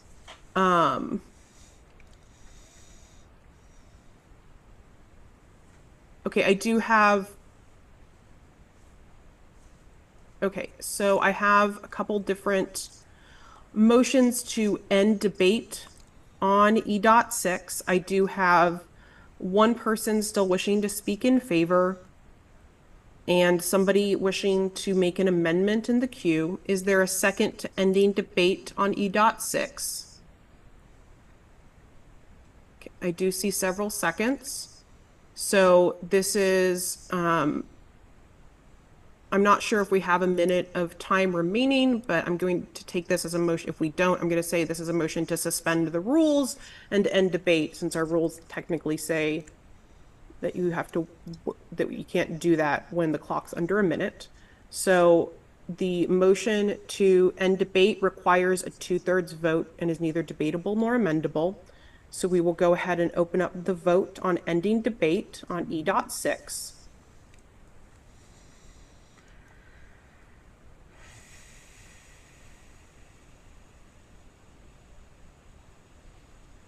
Going to go ahead and give you all about 15 more seconds.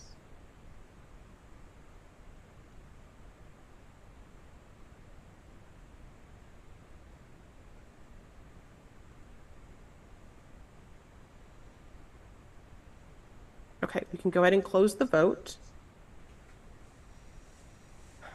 With 85 in favor and 29 against, that is a 2/3 majority. And so debate on E.6 has ended. And we are going to go ahead and move to a vote. So we can go ahead and open the vote on the adoption of E.6 editorial alignment.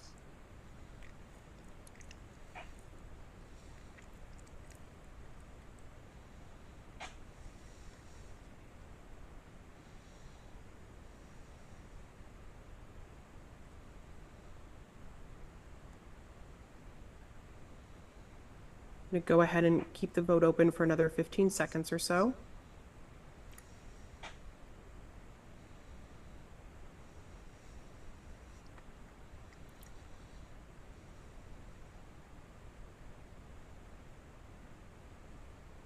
Okay, we can go ahead and close the vote. With 74 in favor and 53 against, E.6 is adopted and will be added to the Constitution at the end of this Worldcon.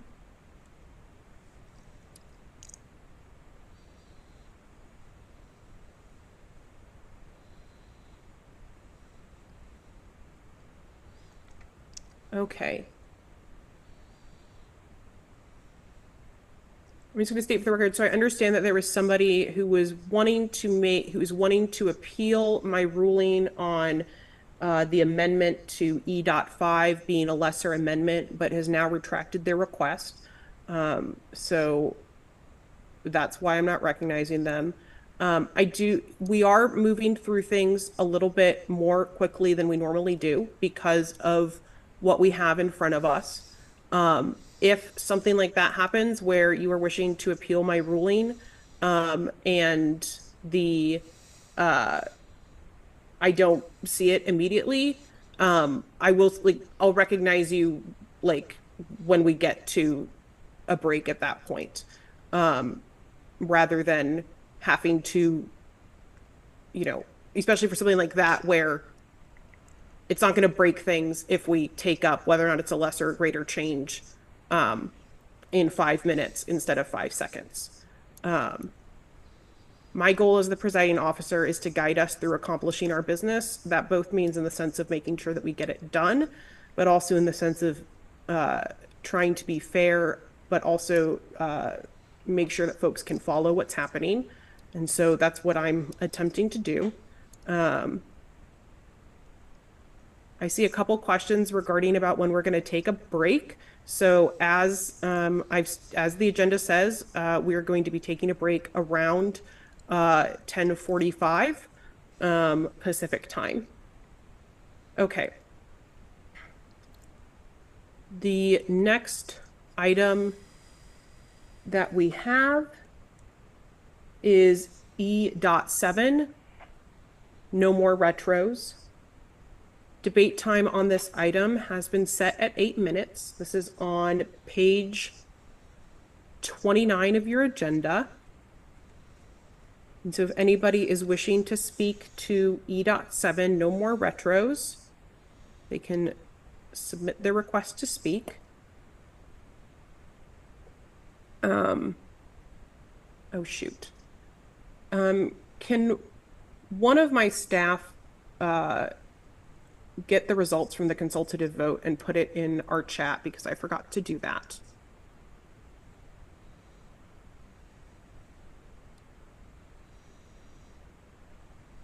This was an item, this was one of the 2 items up for ratification that Seattle performed a consultative vote on. And so I guess first I'm going to ask, is there any objection from the meeting to me reading the results of the consultative vote to the body? Okay, I do see an objection, and so I will not be doing so. If somebody that doesn't constrain y'all's debate in any sort of way, but as the presiding officer, if somebody believes that it would bias the body for me to announce the results of the non-binding consultative vote, I will not do so. Okay, I'm going to recognize Kent Bloom for a speech in favor of E.7, and then I'm going to recognize Dave Wallace for a speech in favor, unless we have somebody who wishes to speak against pop up before then. Kent? Mixed Chair, I don't think we have covered ourselves in glory with the existing retro Hugo processes. Many of the recent Worldcons which could have had retro Hugos declined. Many of the people who have received them in the past have been, to me at least, been embarrassing, because they don't actually do anything useful and because they aren't the people that that I think should have received the awards. Therefore, I think we should adopt this and stop doing retros. Thank you. I yield. Okay, thank you. That was a speech in favor of E.7. I'm going to recognize Josh Cronengold for a speech against E.7, and then I'm recognizing Dave Wallace for a speech in favor.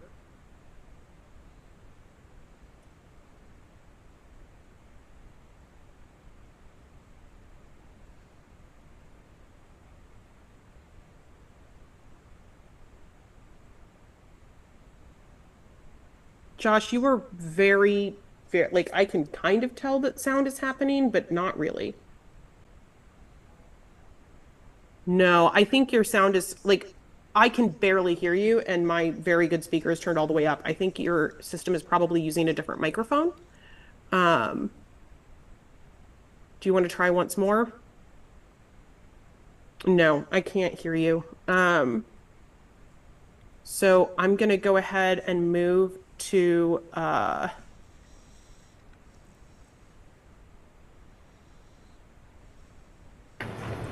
Is it better if I unmute my microphone? Can you hear me now? Okay, I can hear you now. So we will go ahead and have Josh Cronengold be recognized for a speech against E.7. Sorry about that. I'm not hearing anything? I can hear you.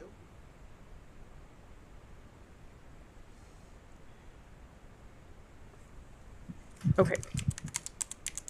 It appears in fixing... You want to mute me, because I cannot hear a single word back. So if people can hear me, I can't tell. Okay. Somebody can let Joshua know that it appears that in making us able to hear him, he made it so that he can hear us.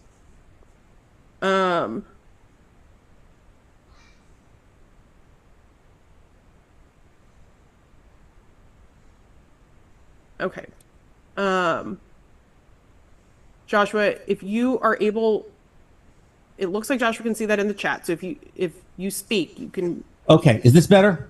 Yes. Yes. Okay, sorry. So the consultative vote on this issue was Joshua Cronengold, he, him. Thank you, Mixed Chair. The consultative vote on this issue was 164 yes, 167 no. I will note that that is more than twice as many people as are in the room right now. And so even though the margin was only 3 votes, we should not, as a body, be overriding the will of Worldcon as represented by a much larger body. And therefore, we must vote this down. I yield. Okay, thank you. That was a speech against E.7. So I'm going to recognize Dave Wallace for a speech in favor. And then I will be recognizing Ron Maas for a speech against. Okay. Yes. Thank you, Mr. Chair. Dave Wallace, he, him. And last year, I was in favor of a different amendment that was aimed at reforming the retrospective Hugos, and in fact proposed my own amendment to that to reform them even further. That amendment was voted down last year, and basically I am convinced that the way the retro Hugos are working right now is not working effectively and is essentially vestigial if we're not willing to do major reform to try and improve them and make them something that's actually viable for people to participate in, given the increasing amount of time that the regular Hugos take, which is what people are focusing on. Then I think we should just move on. The consultative vote being close is not necessarily dispositive. It says, you know, half the people are in favor, half the people are against, with some minor margin of error that determines whether the consultative vote passes or fails. And I think we should use our judgment here. And again, if we're just preserving what we've been doing, I think that doesn't work. So if we're not willing to entertain significant reforms, we should get rid of them and move on and do something different next time. I do believe we should recognize past work in different ways, but we need to be able to do so with something that people can get behind. Thank you. Okay, thank you. That was a speech in favor of E.7. I'm going to recognize Ron Moss for a speech against, and then I'll be recognizing Perry Ann Lurie for a speech in favor. Yes, mixed chairperson, can you hear me? Yep. Yes, it has been the Ron Moss, he, him.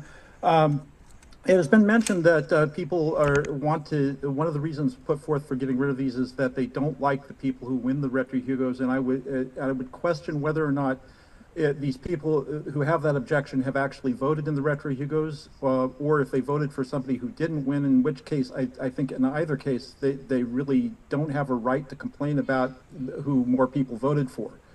I know I've always enjoyed the Retro Hugos. They get me to read old SF, which I otherwise would not have, and did not even when we had tracks like at ShyCon to try to take the place of them. And I would just really like to see them restored. And I yield back. Okay, thank you. That was a speech against E.7. I'm going to recognize Perry Ann Lurie for a speech in favor of E.7. And then I am going to recognize Kevin Black for a speech against. Mixed chairperson Perry Ann Lurie, she, her. I think that the consultative vote had some issues this year in that the timing was off and short, and a lot of people didn't even know about it. So we shouldn't place too much emphasis on the results of that. I think the Retro Hugos were maybe a good idea to try out, but I think they have been an abysmal failure, and we should stop doing them. Thank you. Okay, thank you. That was a speech in favor of E.7. I'm going to recognize Kevin Black, sorry, for a speech against. And then I'm going to recognize Alan Fleming for a speech in favor. I agree with the previous speakers that it's important to recognize the voice of the membership. The Retro Hugos also, I enjoy them. I find them valuable. They increase discussion and readership of older works of SF, discussion of them on podcasts. I have multiple friends who engage on projects to read the Hugos, and they read the Retros. This discussion is valuable even if, or maybe especially if, in retrospect, we find those works embarrassing, because the discussion benefits the community. I think there have been issues with the way the Retros have been administered in the past. Those can be fixed by innovation of future Worldcons, but only if we retain the option of the future Worldcons to use this option, which I hope they do. Thank you. Please vote against. Okay, thank you. That was a speech against E.7. And I'm going to recognize Alan Fleming for a speech in favor, and then Jerry Sullivan for a speech against. Thank you, Mixed Chair. Can you hear me? Yep. Thank you. I appreciate the point of Mr. Krungill that we need to take account of the consultative vote in favour. However, obviously it's not binding on us, and we are here to express our own opinions. There has been disquiet about the Retro Hugos, the level of participation, the level of whether people are voting for works that they have recently reread or works that they remember happily from a previous time. I do not believe that they reflect SFF as it currently is, and I am fully in favour of this motion of to retire them. I yield. Thank you. Olaf, can I get a check on how we're doing on time?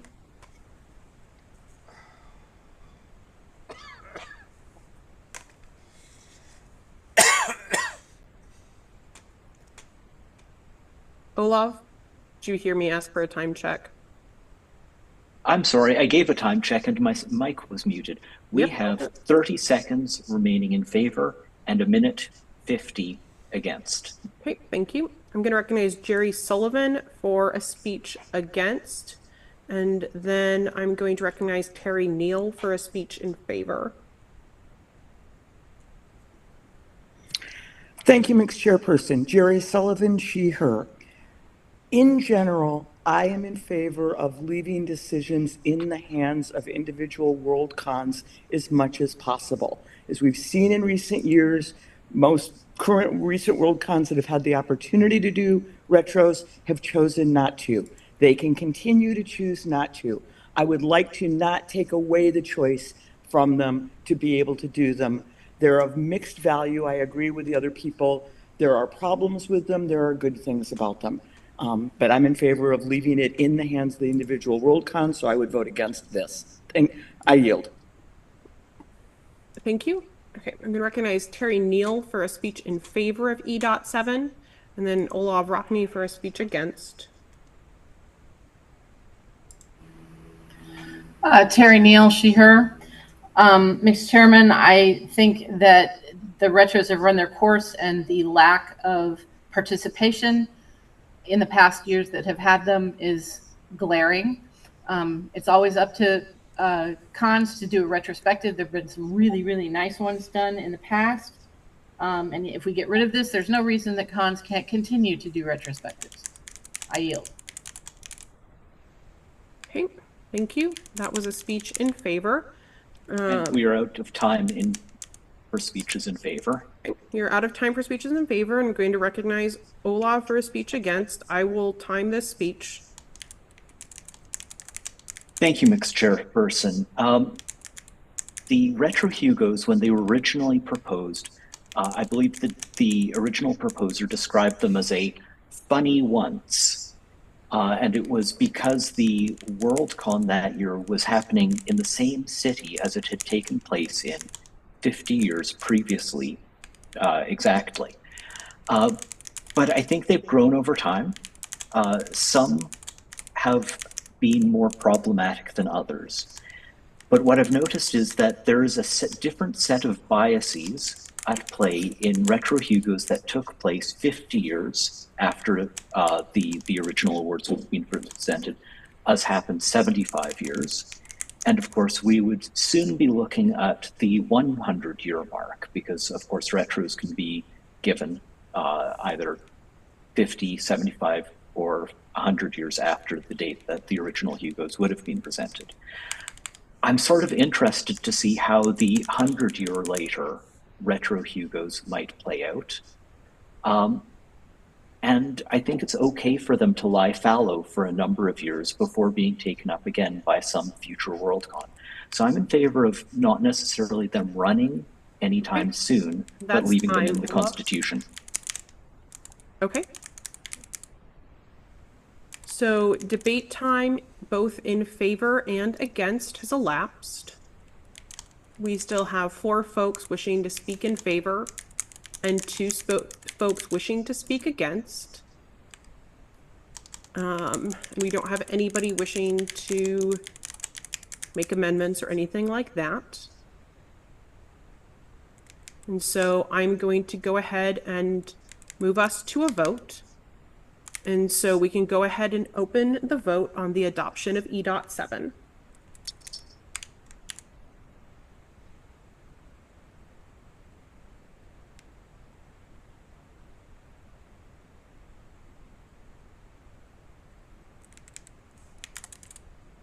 I'll leave the vote open for another 10 to 15 seconds.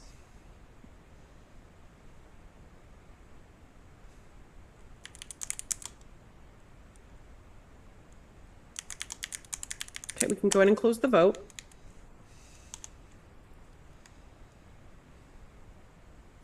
Okay, with 81 in favor and 49 against, E.7 is adopted and will be added to the Constitution at the end of this meeting. Upon the adoption of the ratification of E.7, the proposal F.21 Save the Retros no longer presents a rational proposition because it is modifying language that has disappeared from the Constitution due to the ratification of E.7. And as such, I am ruling that F.21 Save the Retros is no longer in order and is stricken from the agenda. Okay. We are at 10:50 a.m. We have one more ratification to take up today. So I'm just going to ask really quickly,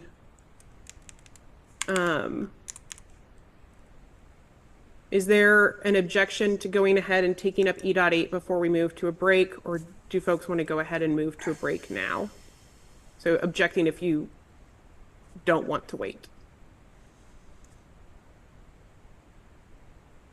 Okay, so I do see a few objections, and okay, so we will go ahead and preference the time that we gave in the agenda. So we are going to go ahead and take our break.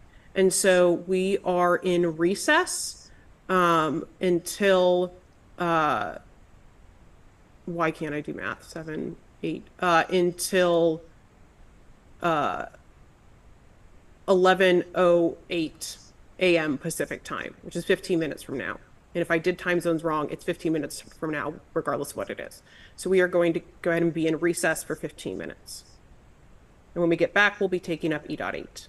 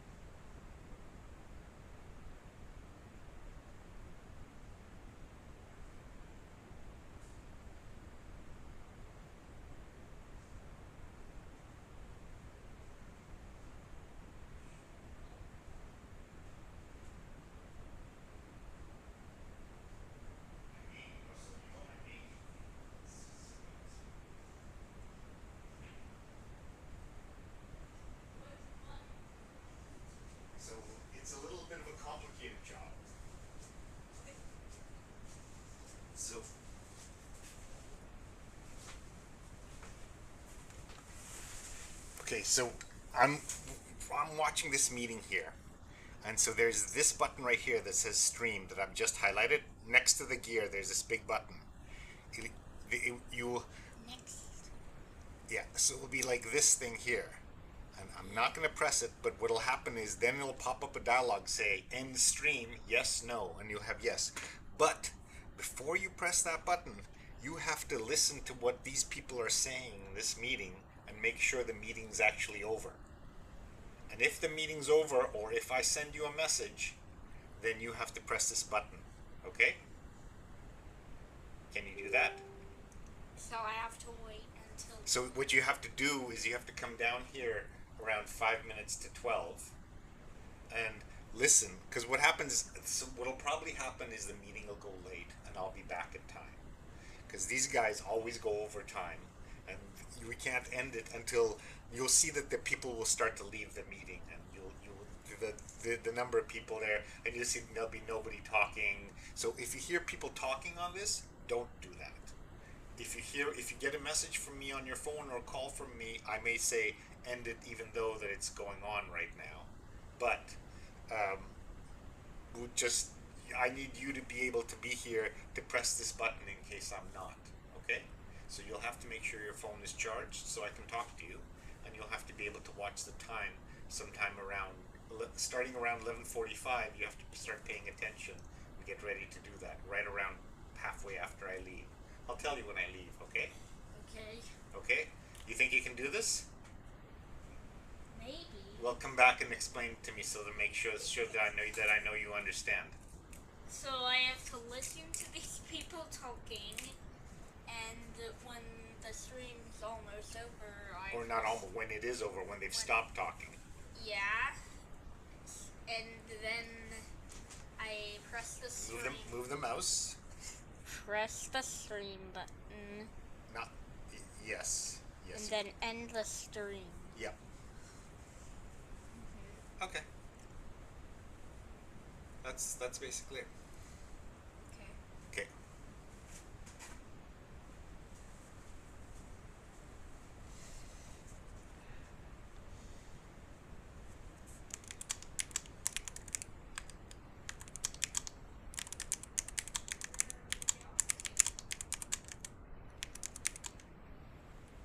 I'm gonna give my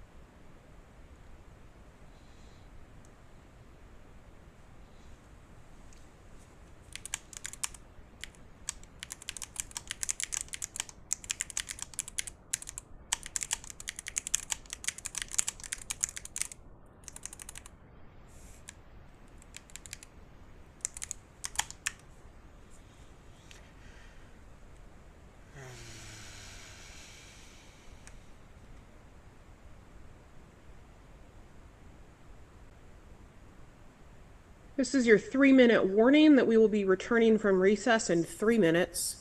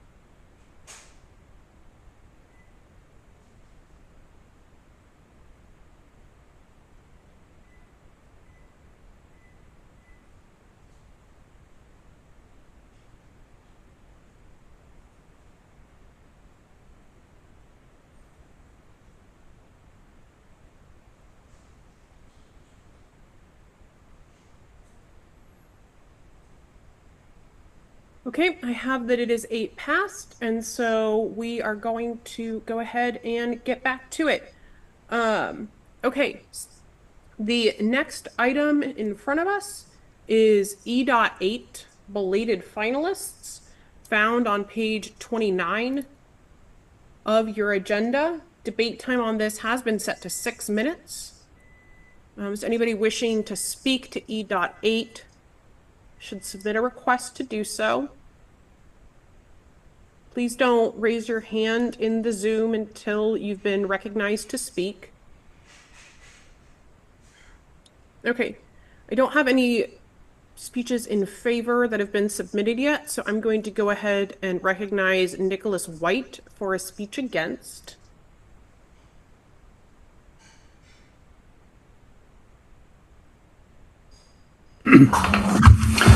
Thank you, Mixed Chairperson Nicholas White, he, him. We have to be clear, we got this wrong last year. there's a general point here that the business meeting cannot rewrite history by saying that people were finalists who weren't. Big mistakes, awful mistakes were made in 2023, and a lot of people who should have been finalists were not recognised as finalists. But the other problem is that when we do this, we get it wrong. If this amendment is passed, we will automatically recognise the six people, the six potential finalists who were identified last year. In fact, we now know that one of those six was in fact correctly excluded from the 2023 Hugo Awards. And we also know that there were between 22 and 27 other nominees who were incorrectly excluded from the 2023 Hugos. So we will be recognising the wrong people. And the simple answer is simply not to have this possibility in the system at all, and accept that when we make mistakes, mistakes are made. Thank you very much, Mr. Chairperson. Thank you. That was a speech against E.8. Still don't see anybody wishing to speak in favor, so I'm going to recognize Carl Nail for a speech against.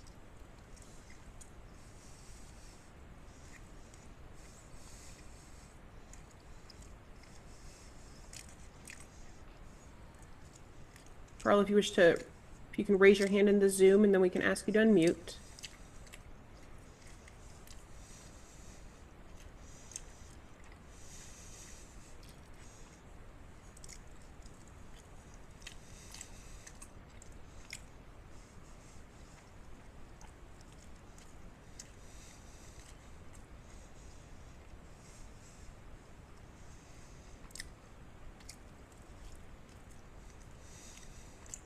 Okay. I think I finally got it right. Can you hear me? Yep, I can hear you.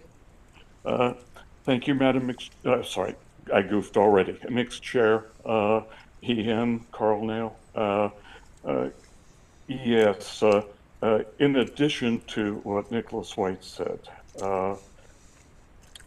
the voting complications on this are legion. It's 6 nominees in each category.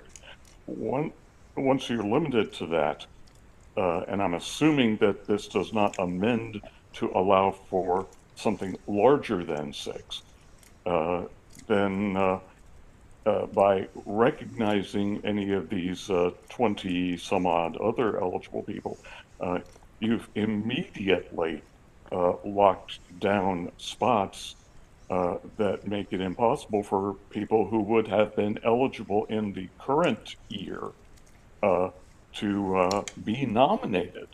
Who are you know, we're going to be unfair to somebody. I think in that vein, Nicholas White is correct. As we just can't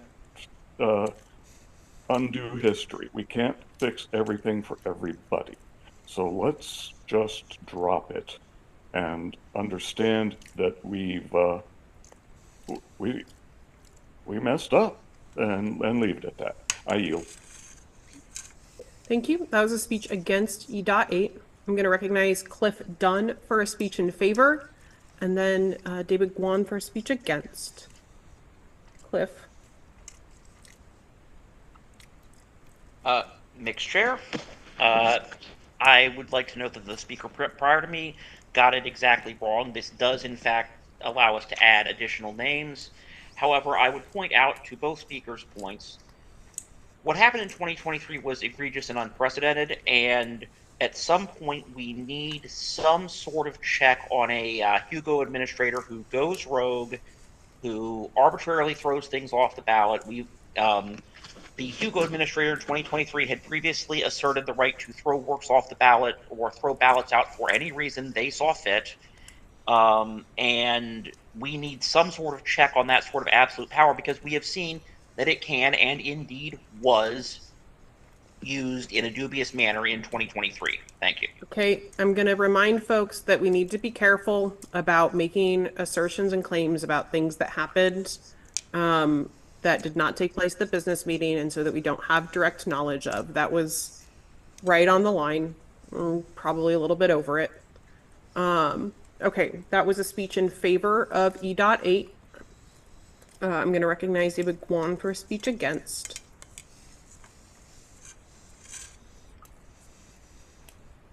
Thank you, Mixed Chair.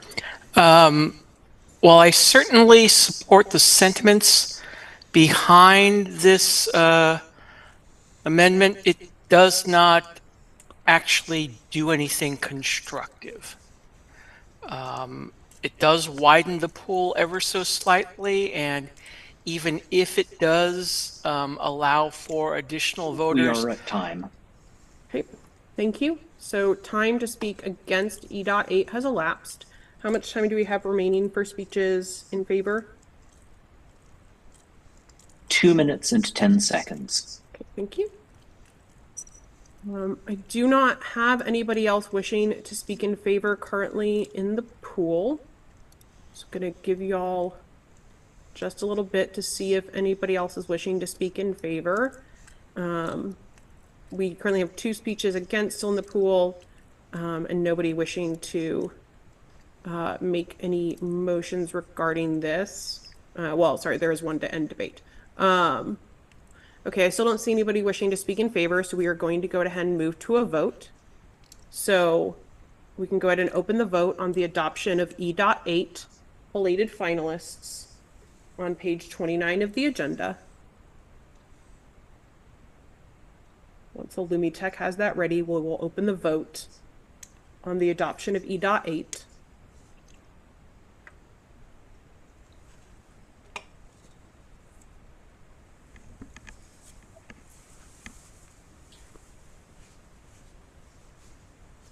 Okay, we can go ahead and close the vote with 18 in favor and 101 against. E.8 fails and is not adopted. Okay, the only remaining item up for ratification is E.9, but as stated previously, we are going to take that up at the next meeting, and so that moves us on to the Fs. Before we get there, however, we have somebody wishing to make a motion to suspend the rules and introduce a late item of business. So I'm going to recognize Alan Tipper to make that motion.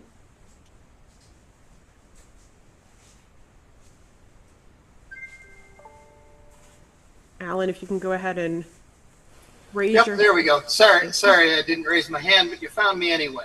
Thank you.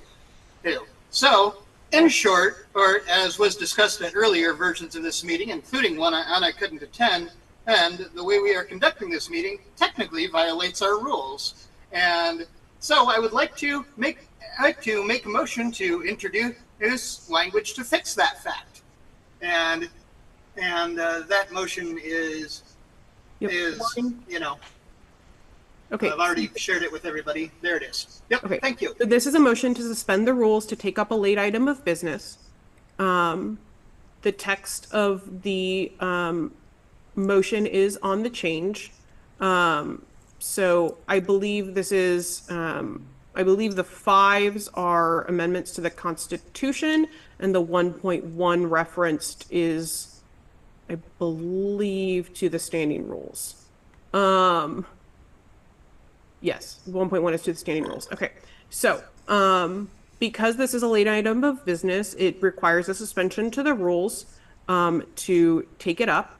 And if we do choose to take it up, it will be added to the end of the agenda. So is there a second to the motion to suspend the rules to take up this item? Okay, I do see seconds. Thank you.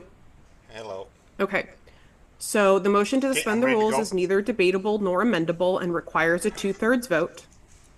And so, to be clear, what we are voting on is whether or not we wish to take up this new item of business, F.23, which would amend both the standing rules and the Constitution. Voting in favor of suspending the rules does not mean you are voting in favor or against adopting this change. It's just whether or not you want it to be added to our agenda.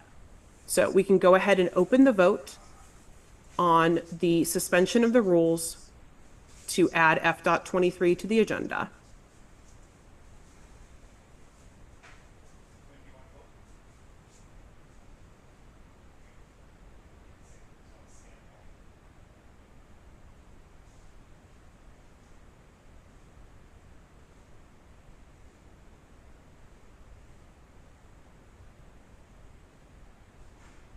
I'm going to leave the vote open for about 10 to 15 more seconds.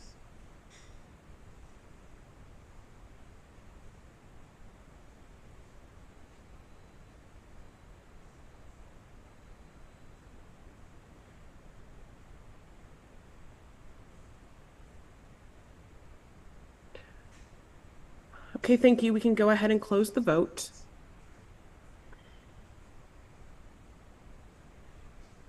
With 80 in favor and 45%, or sorry, 45, with 80 in favor and 45 against, that is not a 2/3 majority. And so the motion to suspend the rules does not pass. And F.23 is not added to the agenda. Okay. So we are going to move to F.1. Hold on, sorry, I have a couple high priority items that have been submitted.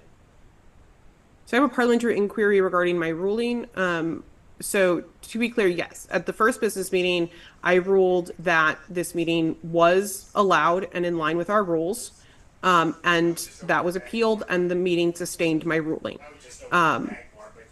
People are still allowed to disagree and think that, like, I can't, voting doesn't necessarily change people's minds. And so people are still allowed to express the opinion that they believe that the meeting is against the rules. And make motions to change the rules if they wish to do so. So nothing in that negated or contradicted my ruling.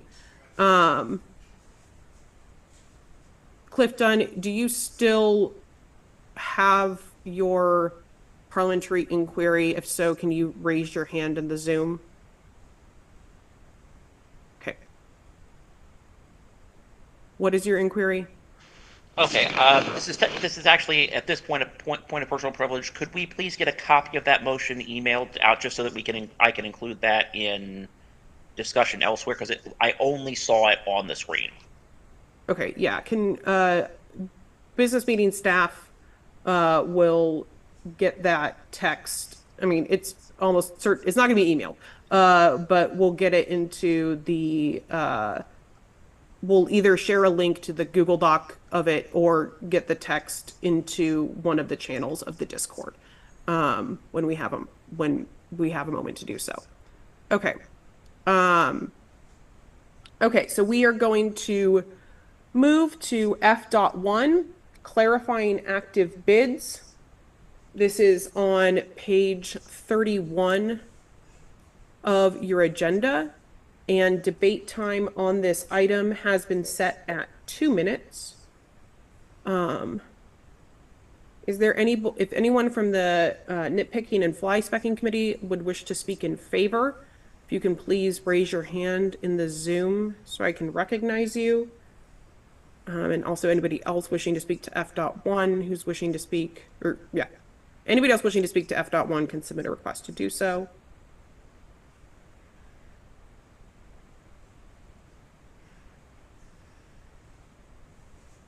Okay. I do not have anybody wishing to speak on F.1 at all that I can see. So we will go ahead and move to a vote. So we are voting on the adoption of F.1, clarifying active bids. Page 31 of the agenda. You can go ahead and open the vote on the adoption of F.1.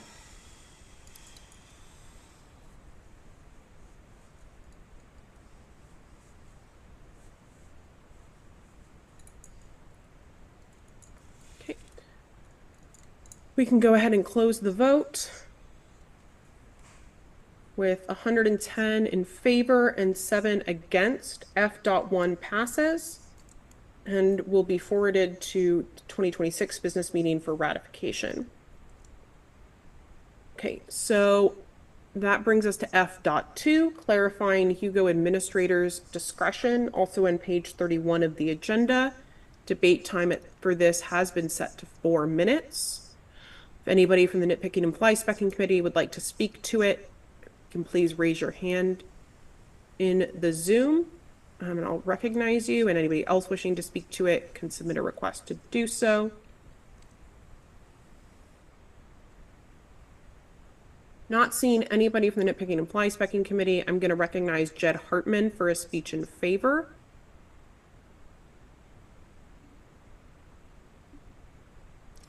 Hi, Jed Hartman, he, him. Here's a piece of evidence for why it is worth making this change. There was a Locus article from March 2024 that said that Dave McCarty, quote, claims the changes he made were justified by WestFIS Rule 3.8.2, unquote. Most of the people who I've talked to do seem to recognize what this section was supposed to indicate, but I have seen various people make this claim that it is that 3.8.2 allows the administrator to do anything they want.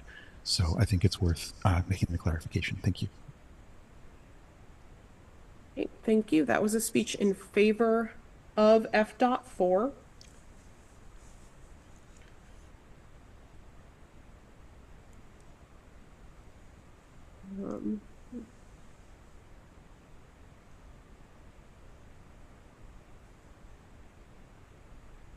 Okay, I am going to recognize Kevin Hewitt for a motion.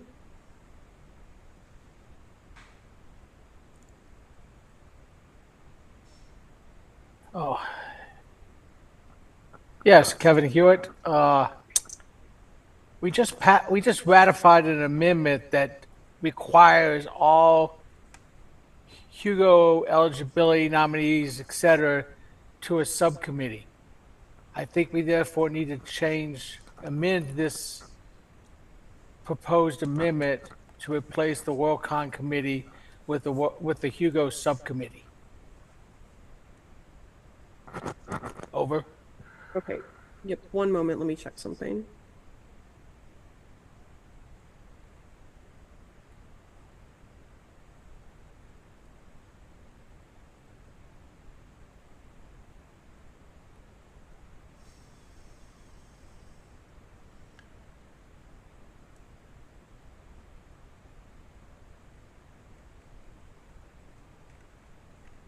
So to be clear, this amendment is to strike the Worldcon committee and replace it with a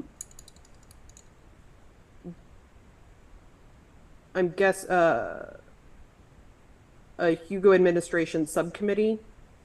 Yeah. Okay. I want to rule that this is editorial, but I don't think it is. So we do actually need to take this up. Okay. So the motion is to amend F.2 by striking Worldcon committee and inserting Hugo administration subcommittee so that the text would read, the Hugo administration subcommittee shall, within the range of options, etc. Is there a second for this amendment? Okay, I do see several seconds. Thank you. Can go ahead and have folks lower hands. Okay, so the I'm here, ready to go. The amendment has been moved and seconded and is before us.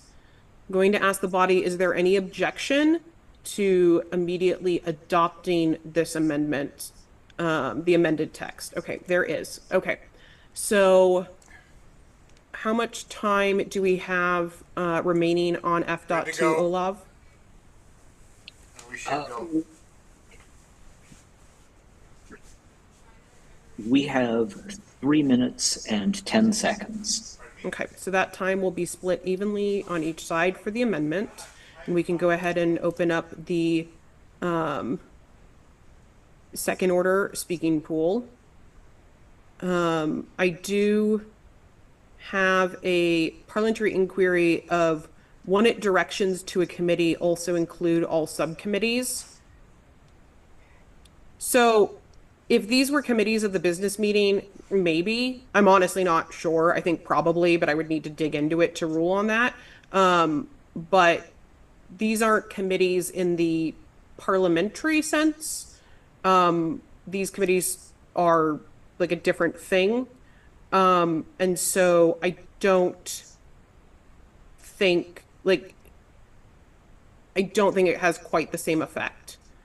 I do have another parliamentary inquiry regarding this, about basically just making. So if this were like, like I said, I would like to say that this is just an editorial change and that it's clear what the body's intent is to do. But I do think that there is a substantive difference between saying the Worldcon committee and the Hugo administration subcommittee in this. And so I am not comfortable saying that that's just a change we can make. And we did have, I don't remember how many, but at least one member of the body object to just adopting the amendment rather immediately. And so it's clear that there are at least some folks here who don't believe that it's just a quick one-to-one thing. And so that's why we need to take this up as an entire amendment. Okay, so Kevin, do you wish to speak to your amendment beyond what you've already done? If so, please raise your hand in Zoom. Okay. And then I will be recognizing Rick Kowalczyk for a speech against. Yes, I think we need to keep the Constitution self-consistent throughout.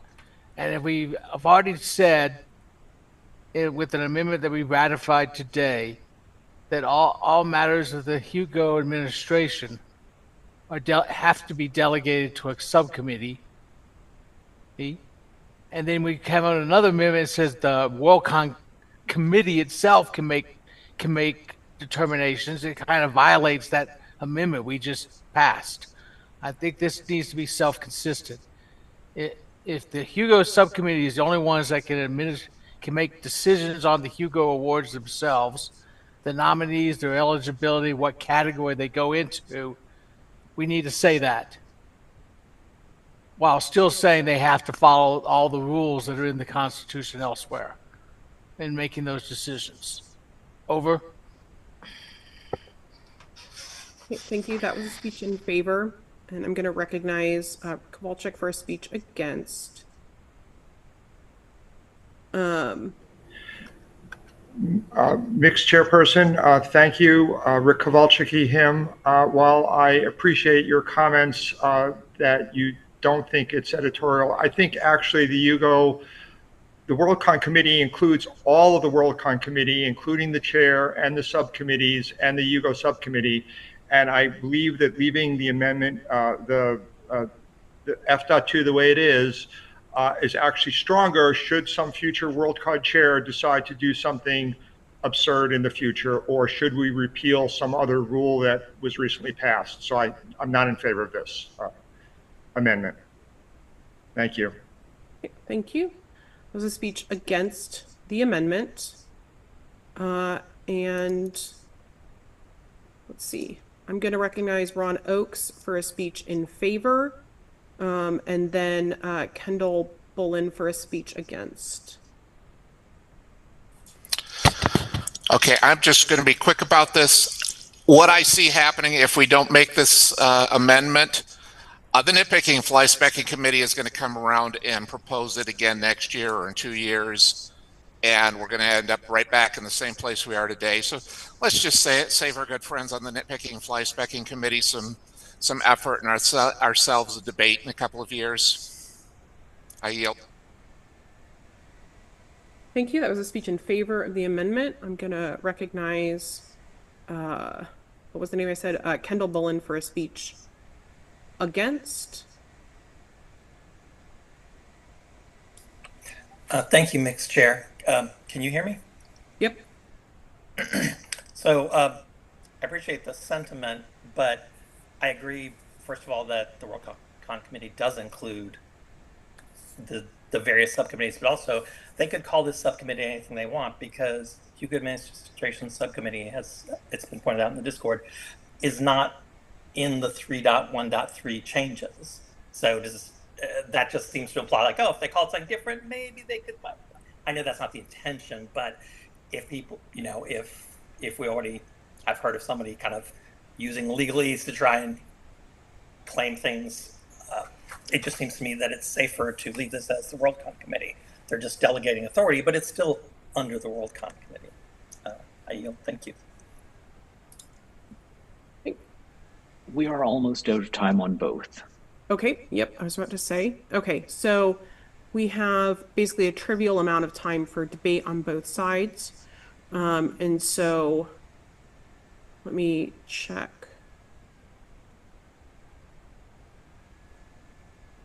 Okay, so hold on, I think I have a couple parliamentary inquiries.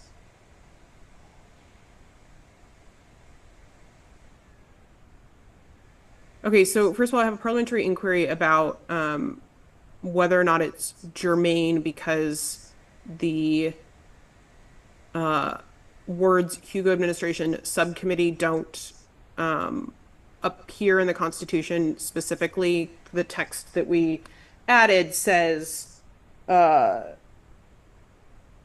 it will appoint a committee, but doesn't actually name the committee. That's true. It doesn't make the amendment out of order. That's just a thing the body should be aware of, that the phrase Hugo Administration Subcommittee is not in the text of the 3.1.3 that we just adopted. I also have a parliamentary inquiry about if the amendment would have effect on other places in the Constitution that use the phrase Worldcon Committee for Hugo specific rules. No, this amendment does not edit those sections of the Constitution, and would not do so. Okay, so time in favor and against on this amendment has elapsed.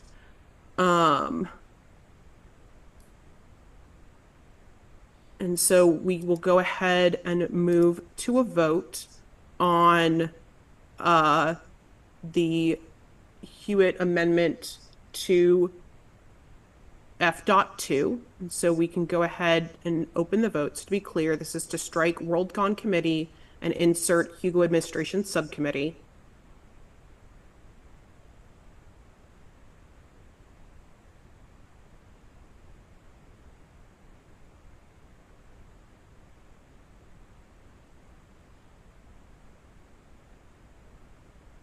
I'm going to go ahead and leave the vote open for another 10 to 15 seconds.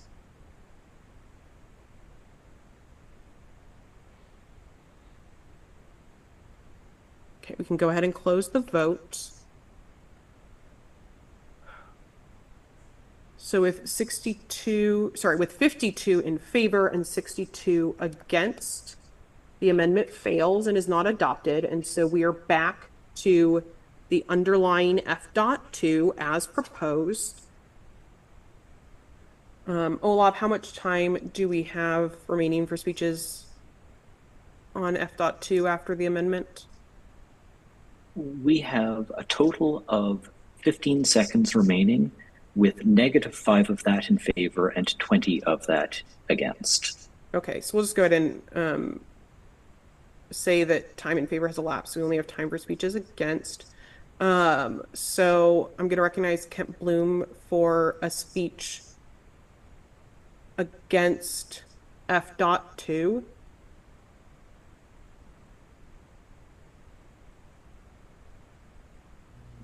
Mixed Chair, I don't think this actually solves anything, and I think it adds confusion.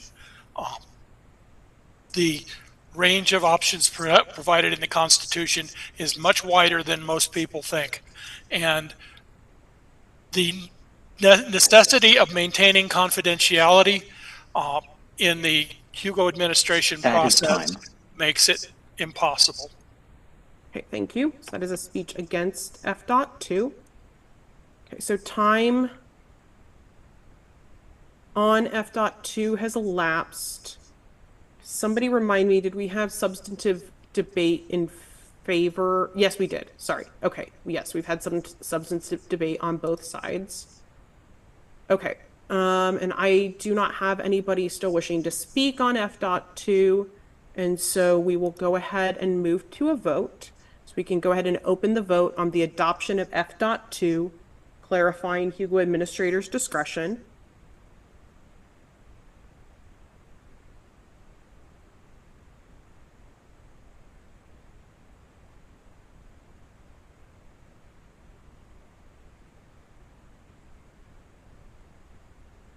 Okay, we can go ahead and close the vote. With 99 in favor and 18 against, F.2 passes and will be sent to 2026 for ratification. Okay. The next item ahead of us is F.3, clarifying best graphic story or comic, found on page 32 of your agenda. Debate time on this item has been set at 4 minutes, and I'm going to recognize Nicholas White, one of the proposers, for a speech in favor. Thank you, Mixed Chairperson. Nicholas White, he, him. This and the next 3 amendments are all proposed by myself and Tammy Coxon, who have been involved with administering the Hugos for pretty much every year that a certain other person was not for the last few years. This particular proposal of the 4 simply wants to recognise how Hugo voters actually consume graphic novel content. People are generally buying albums or collections rather than individual issues.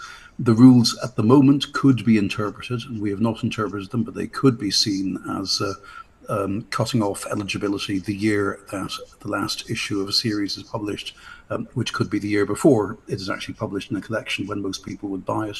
We simply want to clarify that, and we need to ensure that voters are allowed to vote for the work that they have enjoyed. This will simply codify existing practice if it is passed. I will stop there, Mr. Chair.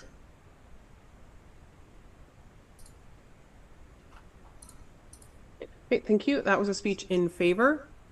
Don't have anybody wishing to speak against, so I'm going to recognize Gary Blogg for an amendment.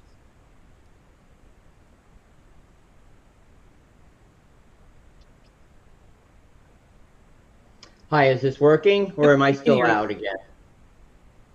Okay, it sounds. Huh? You're good. Go ahead. Can you hear me? Yes, you're good. Go ahead. I've been a comic book reader for over 40 years now, and I've never heard of album before in reference to graphic stories or comments. I've heard of trade paperbacks, deluxe editions, compendiums. I'm not against the amendment. I'm just the term album and collection alone. I think, like trade paperbacks, compendiums, I'd just like to add those words as more of a clarification to what Nicholas and Tammy are trying to do. Okay, so to be clear, you are wishing. And just one last thing, I'll let Nicholas, if he wants to reword it, because it's his amendment, I'd rather him make the change, but it's just the clarification on the terms. You're the person making the motion to amend, so that wording does need to come from you. So I understand that you're wishing to add the words after album / collection. Are you wishing to add / compendium / trade paperbacks? Because that's how I've always. Okay. Thank you. Hold on. I just want to make sure I'm clear on the wording of the amendment first. Okay. Yes. So we are adding / compendium / trade paperback, and then I'm assuming you're also wishing to add that in the second place that language appears. Correct. Okay. Is there a second to this amendment? Okay, I do see several seconds. Okay, so the amendment before us is the blog amendment to F.3 to insert / compendium / trade paperback after album / collection in both places that it exists in the amendment.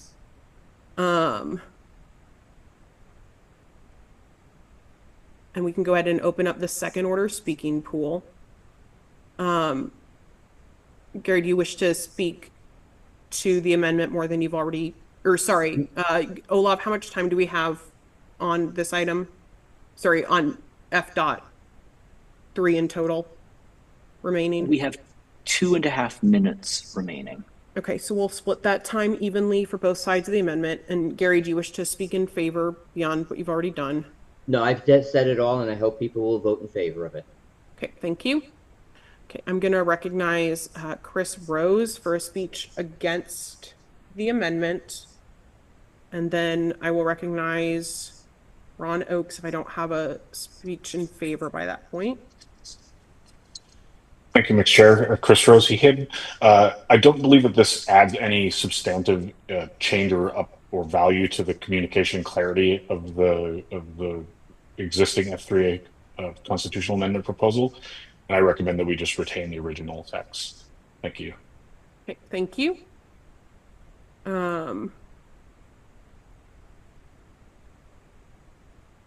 Okay, I'm going to recognize Ron Oakes for a speech against the amendment.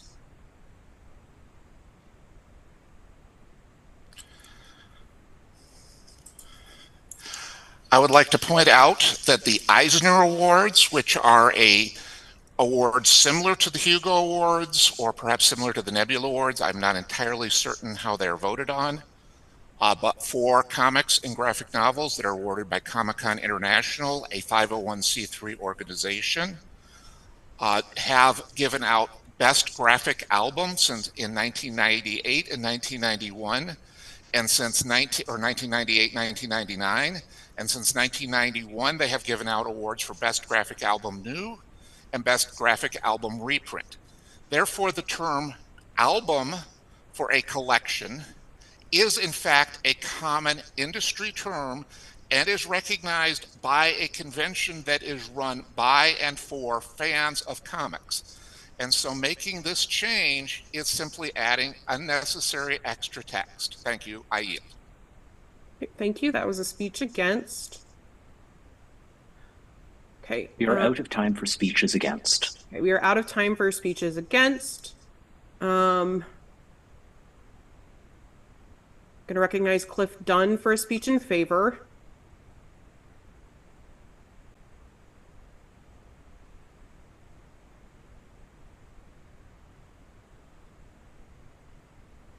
Thank you, Mixed Chair. I concur with the colleague who proposed this. While the term album is an industry term of art, I don't see it used in most forms of advertising or discussion outside of the industry itself. And while that works for the Eisner Awards, there are a lot of casual fans who are not following those terms, and they're going to ask, "What's an album?" And they're frankly ask if was there a record included or something like that. So I think this is clarifying, and even if the language is redundant, it's not useless. Okay, thank you. That was a speech in favor. Time against the amendment has elapsed. I have one person still wishing to speak against. Okay.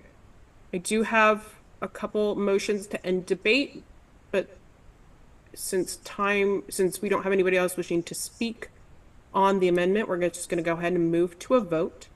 And so we can go ahead and open the vote on adopting the blog amendment to F.3, which would be to add /compendium/trade paperback after album/collection in both places it appears in the text of F.3.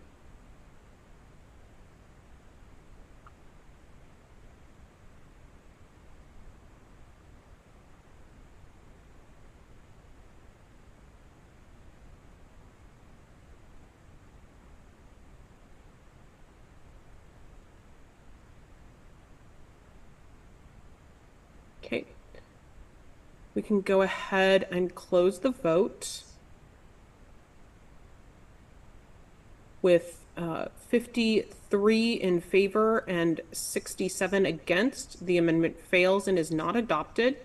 And so we are back to the underlying F.3 as proposed. Olaf, how much time do we have remaining on F.3 at this point?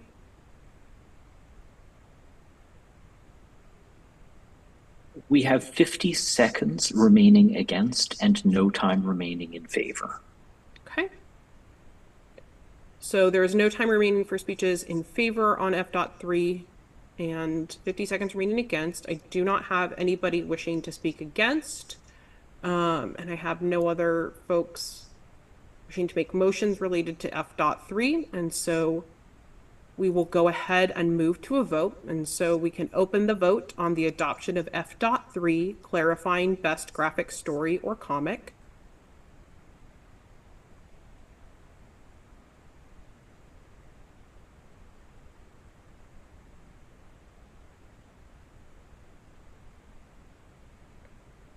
And we can go ahead and close the vote with 108 in favor and 11 against.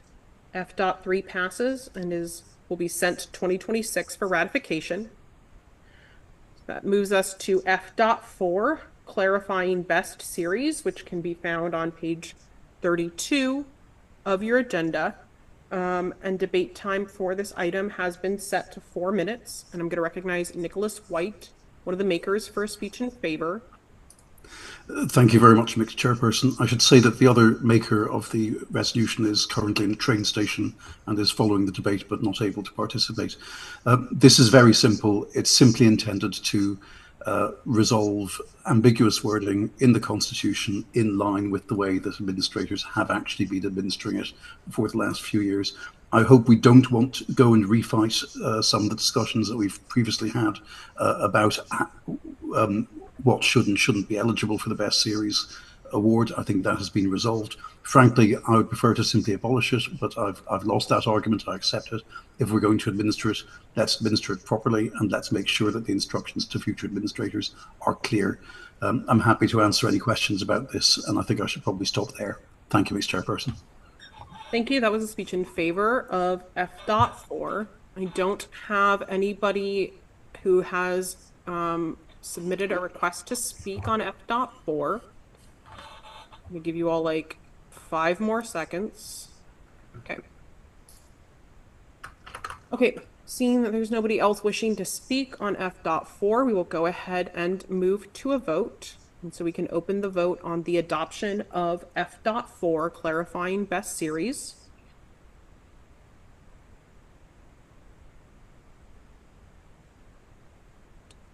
And we can go ahead and close the vote with 103 in favor and 8 against. F.4 passes and will be sent to 2026 for ratification. Okay. That brings us to F.5, clarifying the best dramatic presentation categories, which can be found on page 34 of your agenda. Debate time on this item has been set to 4 minutes. And I'm going to recognize Nicholas White as the maker of Persuasion Theme. Thank you again, Mr. Chairperson. Still Nicholas White, still he, him. Again, this is simply to bring the Constitution more clearly into line with the way that the Hugos have been administered. It's settled practice now that that we do not allow both a series as a whole and episodes from that series to be respectively Best Dramatic Presentation long form and Best Dramatic Presentation short form on the final ballot. This simply makes that clear and offers guidance to Hugo administrators as to how that should be done. There has been a question as to whether in that case we should consult the TV studios who are concerned with making those series. Our very strong recommendation as Hugo administrators is that we should not.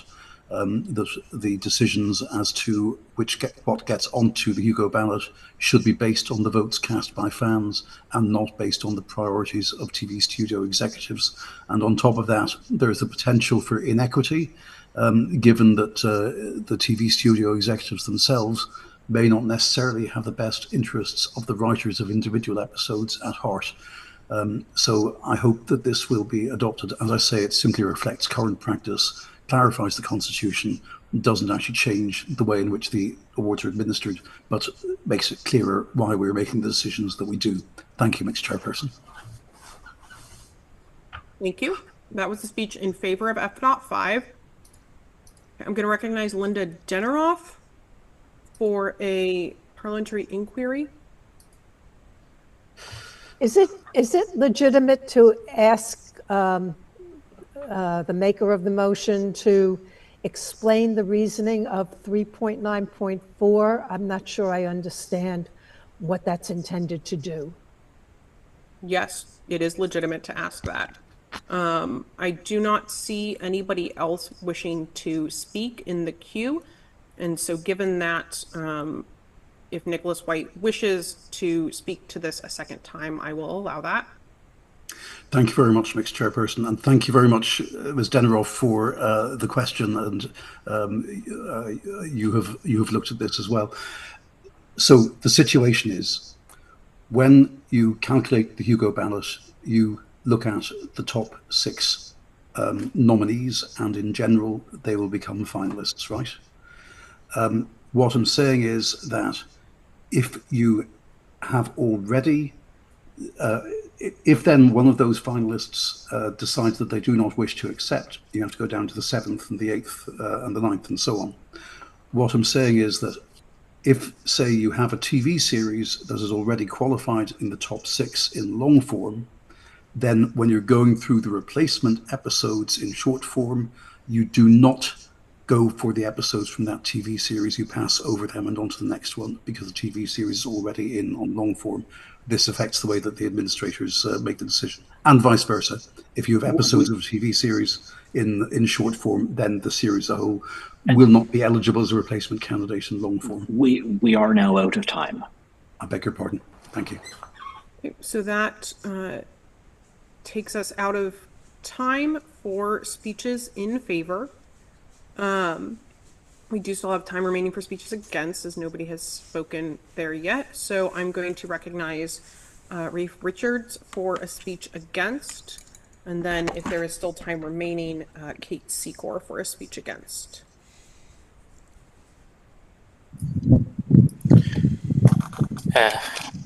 Next chairperson, thank you. Rafe Richards, he, him. I'm merely going to note that we have literally just voted in Best Series that a individual element of a series can be nominated in a separate category to the series, and that this is in effect incoherent behaviour between the two categories. While it may reflect the ways that the administrators have been administering the respective categories in the past, I nonetheless submit it is incoherent, and we may perhaps wish to reconsider that, and we certainly should not codify it. Thank you. Thank you. That was a speech against. I will remind folks that if you look at F.4 that we just adopted, part of what F.4 does is that it moves text out of 3.8 into 3.3. And so whereas this, which is I believe that's the Best Series section. I should have looked that up before I said words. And that this amendment is to 3.8 and specifically about this language specifically refers to Best Dramatic Presentation. The language in 3.4 was moved to specifically be about Best Series. Okay. So I believe that the speech person I said I was going to recognize has retracted their speech. One moment.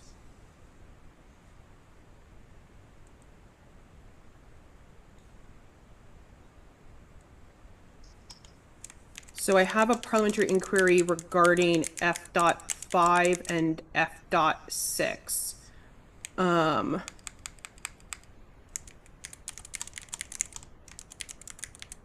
think this might not be germane until F.6, but I'm not sure. So I'm going to go ahead and recognize Alan Fleming for a parliamentary inquiry.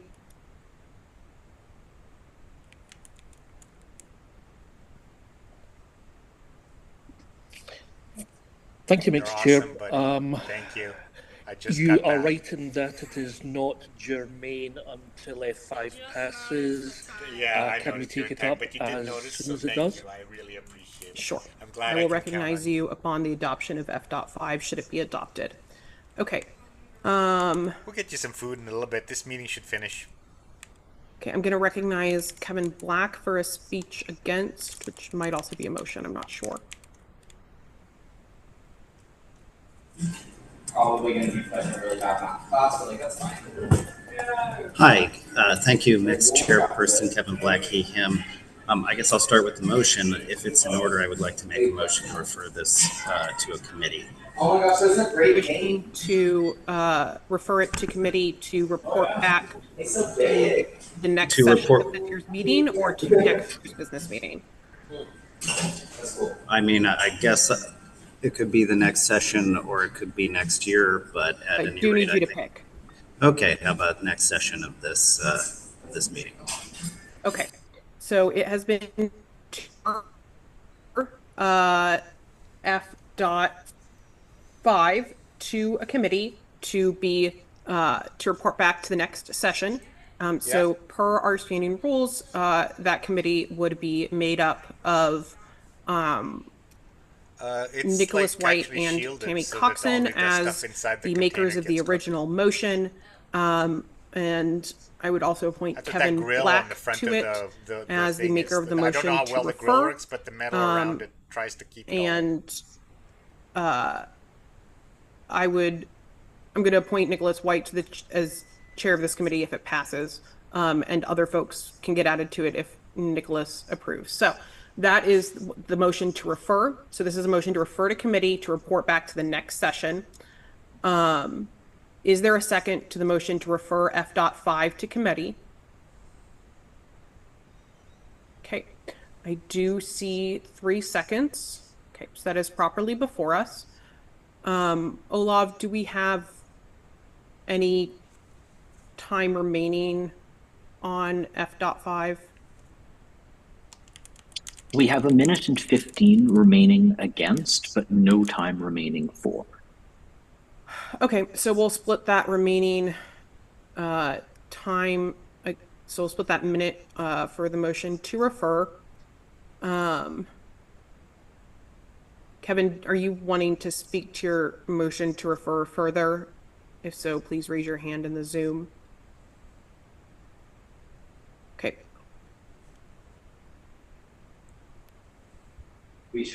Yes, I think it's not appropriate to put advisory text in the Constitution as opposed to binding text. I also think that this is convoluted, hard to read, and for the points others mentioned about potential conflicts with others, I think it needs more work.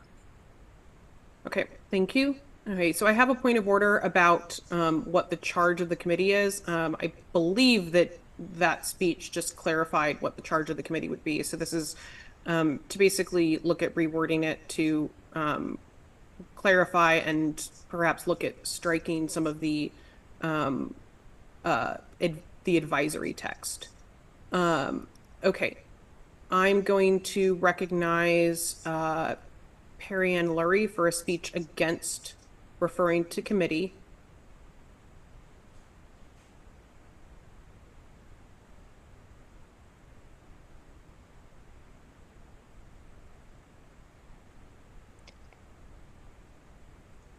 Am I unmuted? Yep, you're good. Okay, Perry and Lurie, she, her. I don't think the committee is going to come up with anything substantially different, and I think we should just vote on this now. Okay, thank you. That is a speech against the motion to refer to committee. I don't have anybody else wishing to speak in favor of referring to committee. So I'm going to recognize Ron Oakes for a speech against referring to committee. Ron Oakes, he, him. Short answer is I trust Nicholas and I trust Tammy.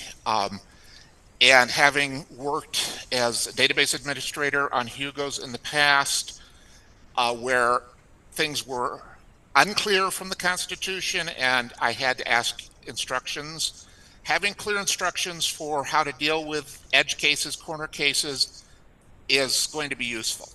And so I think that having these edge cases defined is useful. Thank you. I yield.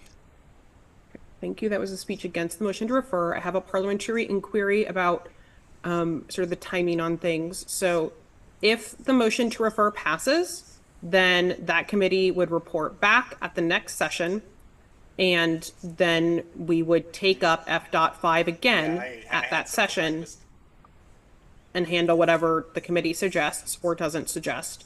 I like it and the way they then did this time. And then that's when the final vote on F.5 would happen, assuming there is a final vote and it doesn't get dispensed with another way. Do we have any, I don't think we have any time remaining to speak against the motion to refer. Is that correct? We do not. We do not, okay. We don't. Okay, I don't have anybody else wishing to speak in favor of the motion to refer. I have one person still wishing to speak against and no other folks wishing to make motions. Okay, so we are going to go ahead and move to, okay, sorry, one moment.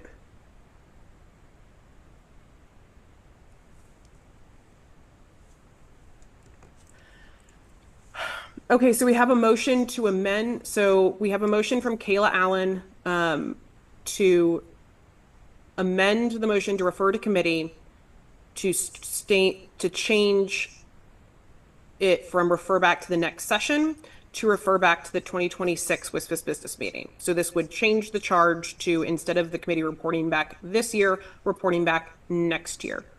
Is there a second to the motion to amend the referral to committee to change the charge to report back next year? Okay, there is a second.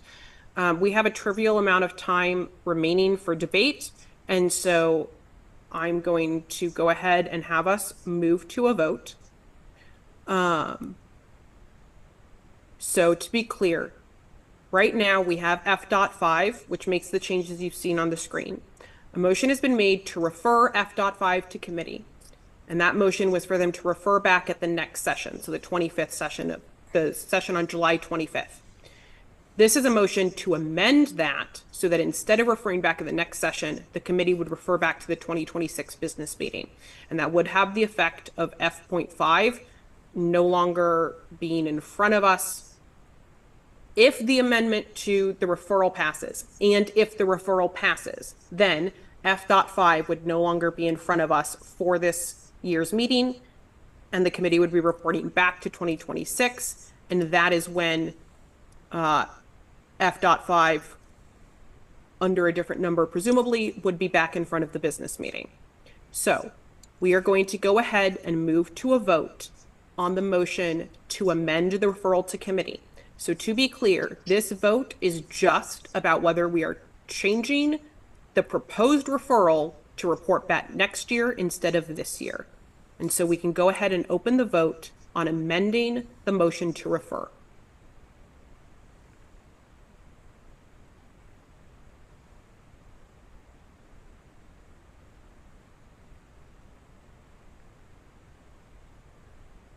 Okay, and we can go ahead and close the vote with 43 in favor and 79 against. The motion to amend does not pass. So we are back to the motion to refer F.5 to committee to report back to the next session. Time to speak on this item has still elapsed, and so we are going to move to a vote on the motion to refer. And so we can go ahead and open up the vote on the motion to refer F.5 to committee to report back to the next session.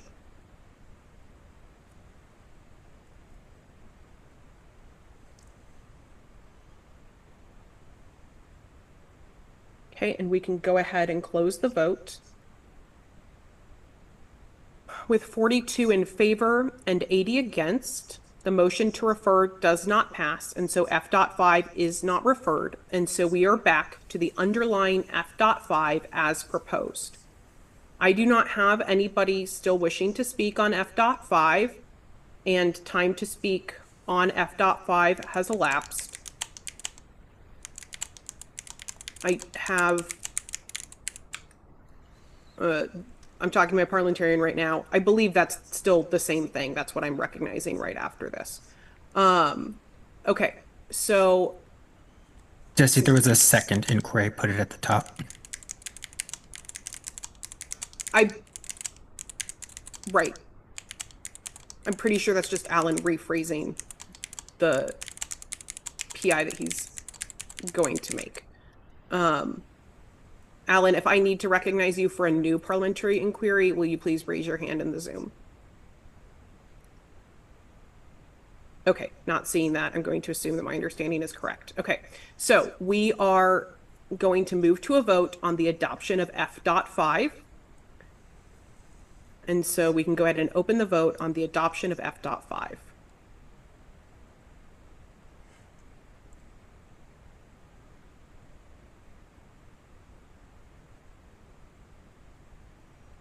We can go ahead and close the vote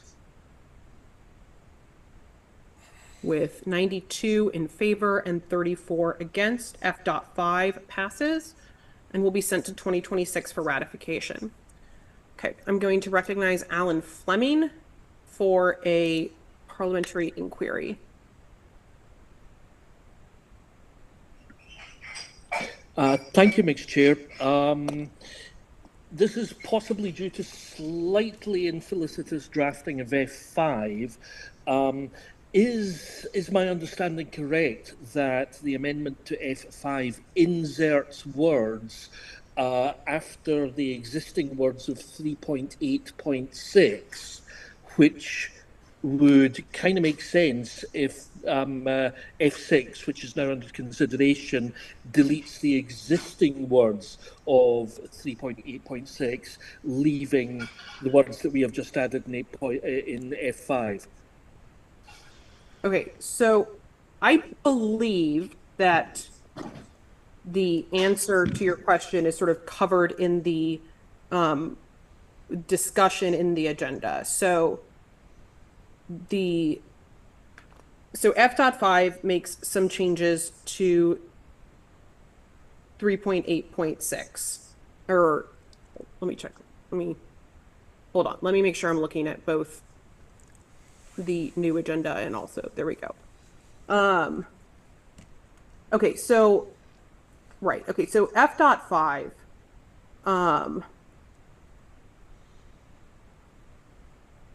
adds a new 3.8.6 to the Constitution. And so F.6, so then the existing 3.8.6 in the Constitution becomes 3.8.7, and that's what F.6 is editing. So to be clear, our rules say that section numbers are not like considered substantive unless, as we did previously, we're using them to completely move where things are in the Constitution. And so the secretary would update, if F6 passes as well, the secretary would update the section numbers to be accurate and refer to the correct things. So it doesn't make F.6 out of order or create new language that needs to be cleaned up. Okay, seeing that you've lowered your hand, I'm going to assume that that sufficiently answers your question. Okay, so the item in front of us is F.6, clarifying nominee diversity, which is on page 35 of your agenda. And debate time for this item has been set to 4 minutes. You are wishing to speak to F.6, you can go ahead and submit those requests to speak, and I'm going to recognize Nicholas White as the maker of the motion for a speech in favor. Thank you, Mixed Chairperson. Nicholas White, he, him, and I completely agree with the ruling that you just made. That was certainly my intent, and I'm sorry if I didn't express it well enough. The current section 3.8.6 on nominee diversity is intended to prevent more than 3 items by the same creators appearing on the ballot in the same category. This has happened only twice since it came into force. As Hugo administrators, Tammy Coxon and I believe that the current wording is not clear and also doesn't take into account the actual operation of the e pluribus Hugo counting system. Our proposed wording clarifies this, I hope.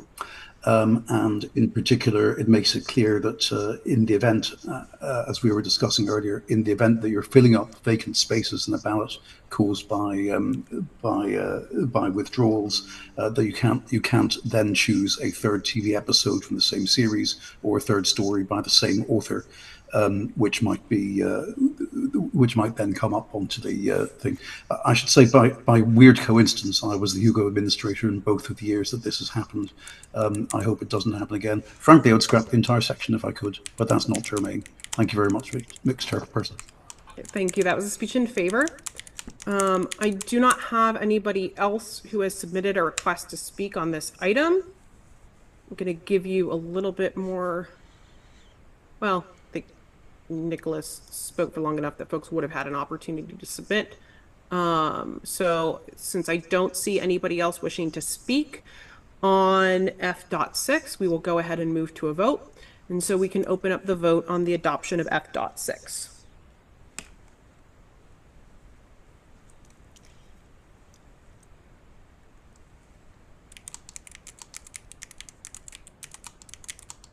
Okay, we can go ahead and close the vote.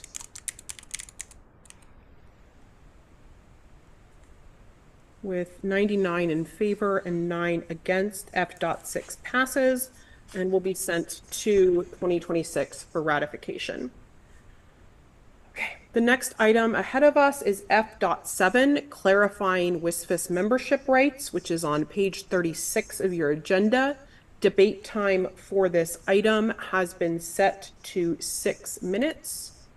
And I'm going to recognize Kat Corbetti to speak in favor as one of the original proposers.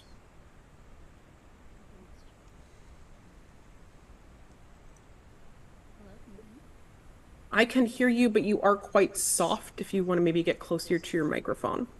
Hello, 1, 2, 3. 1, 2, 3. Hello? I mean, I can hear you. My speakers are really loud. I don't know if other people can.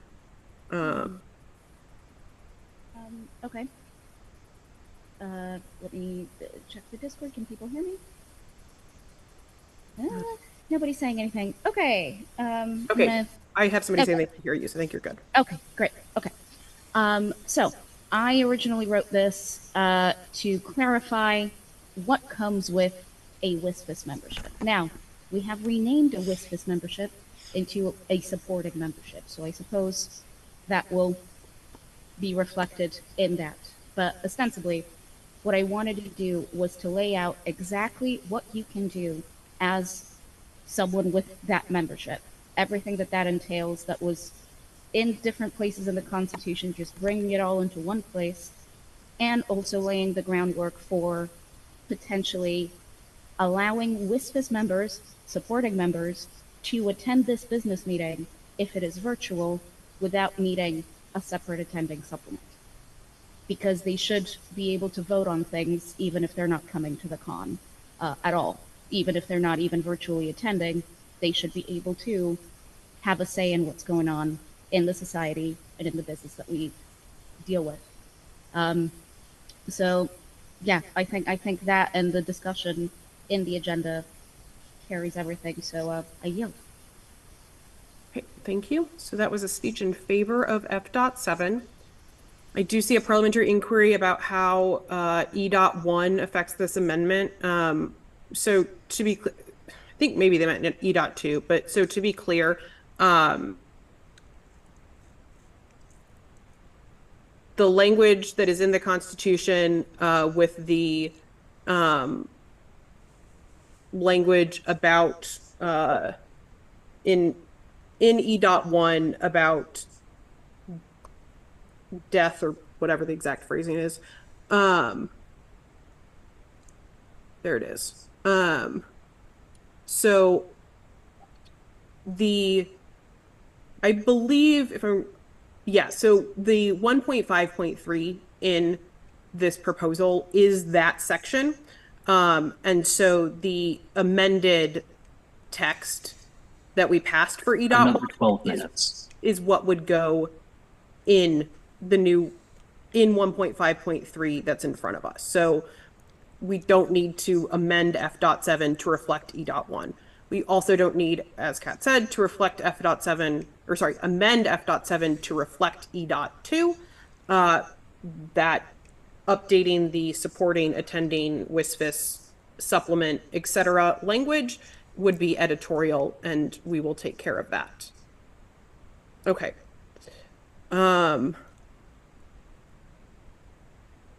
Okay, I have another parliamentary inquiry from Linda Deneroff, so I'm going to recognize Linda for that. Hang on. Mr. Chairman, I believe there's a misunderstanding here. I think 1.5.3 should go away. Whether you are a supporting member or an attending member of the convention, you are a WSFS member. That was the way it has always been until we split them. We've now reversed the split, and everyone who buys a membership of any sort to the Worldcon is a WSFS member. Therefore, I think 1.5.3 can go away. I'm sorry, this does not. You were recognized for a parliamentary inquiry. Well, that's my inquiry. Do you believe that 1.5.3 should go away based on the fact that everyone who has bought a membership in the Worldcon is a WSFS member? Well, okay. So first of all, no, they're no longer WSFS members. They're supporting members because we changed that.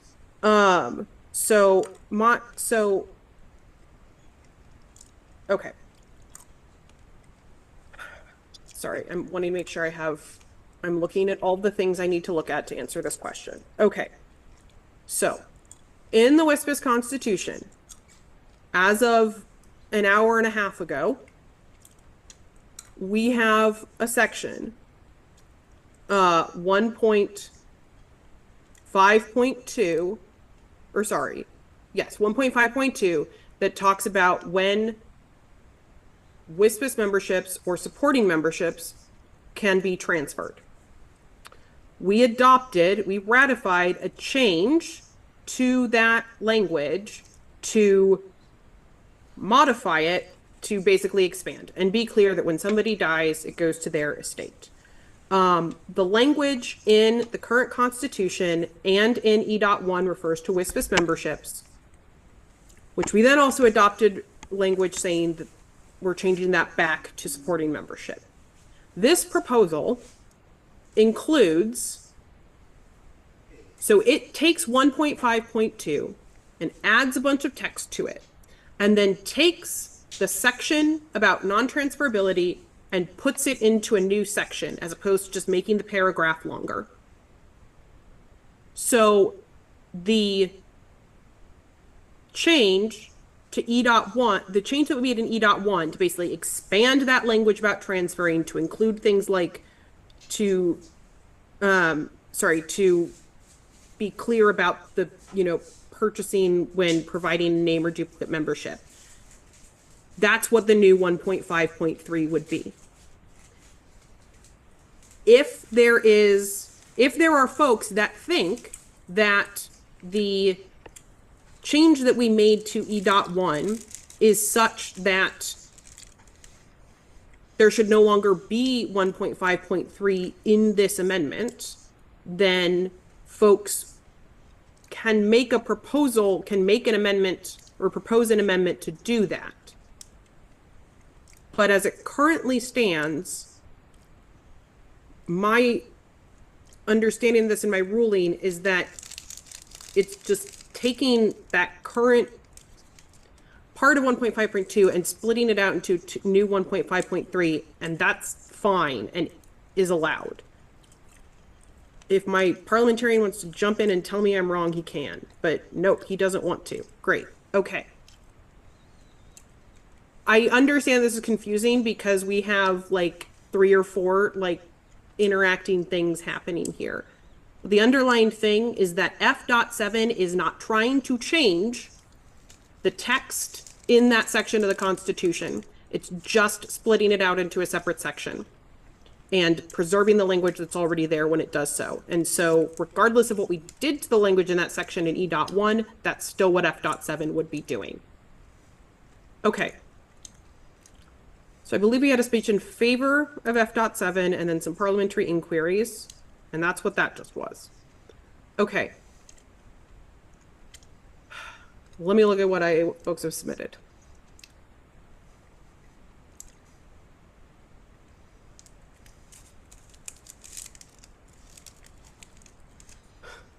Okay, I have like, I think 6 motions to amend. I'm going to recognize Sean Kirk for a motion.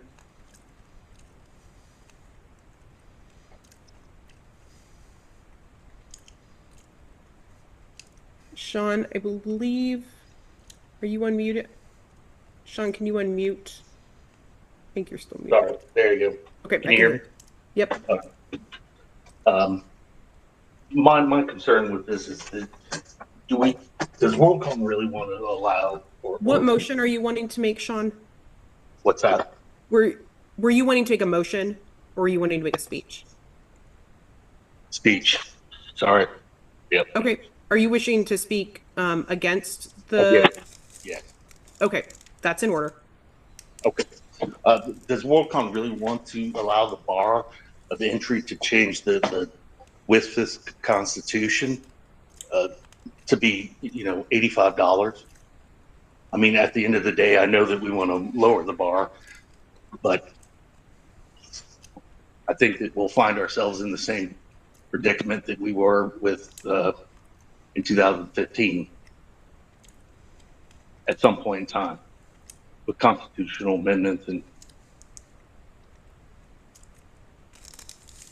that's it. Okay, thank you.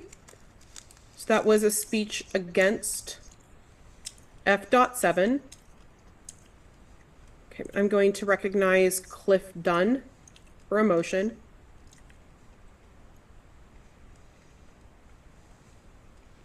Mr. Chair, given both the language is a bit of a mess versus the 2E amendments, and the fact that we have nearly a half dozen apparent amendments in front of us, or people trying to propose them, I want to move to refer this to committee to report back next week to consider those amendments and potentially clean up the language so that we're not all getting a headache with what this does versus doesn't do.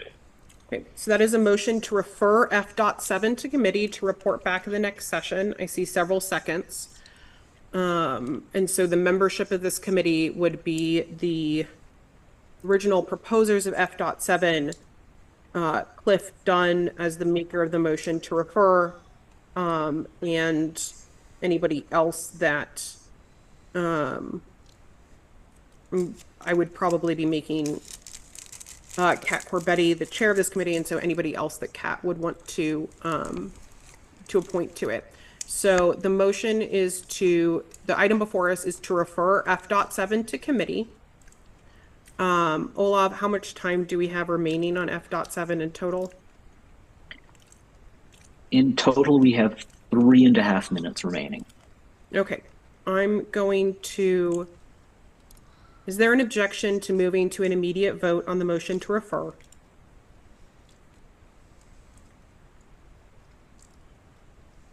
Okay, I do not see an objection, and so we are going to immediately move to a vote on the motion to refer. And so we can open up the vote on the motion to refer F.7 to committee to report back to the next session.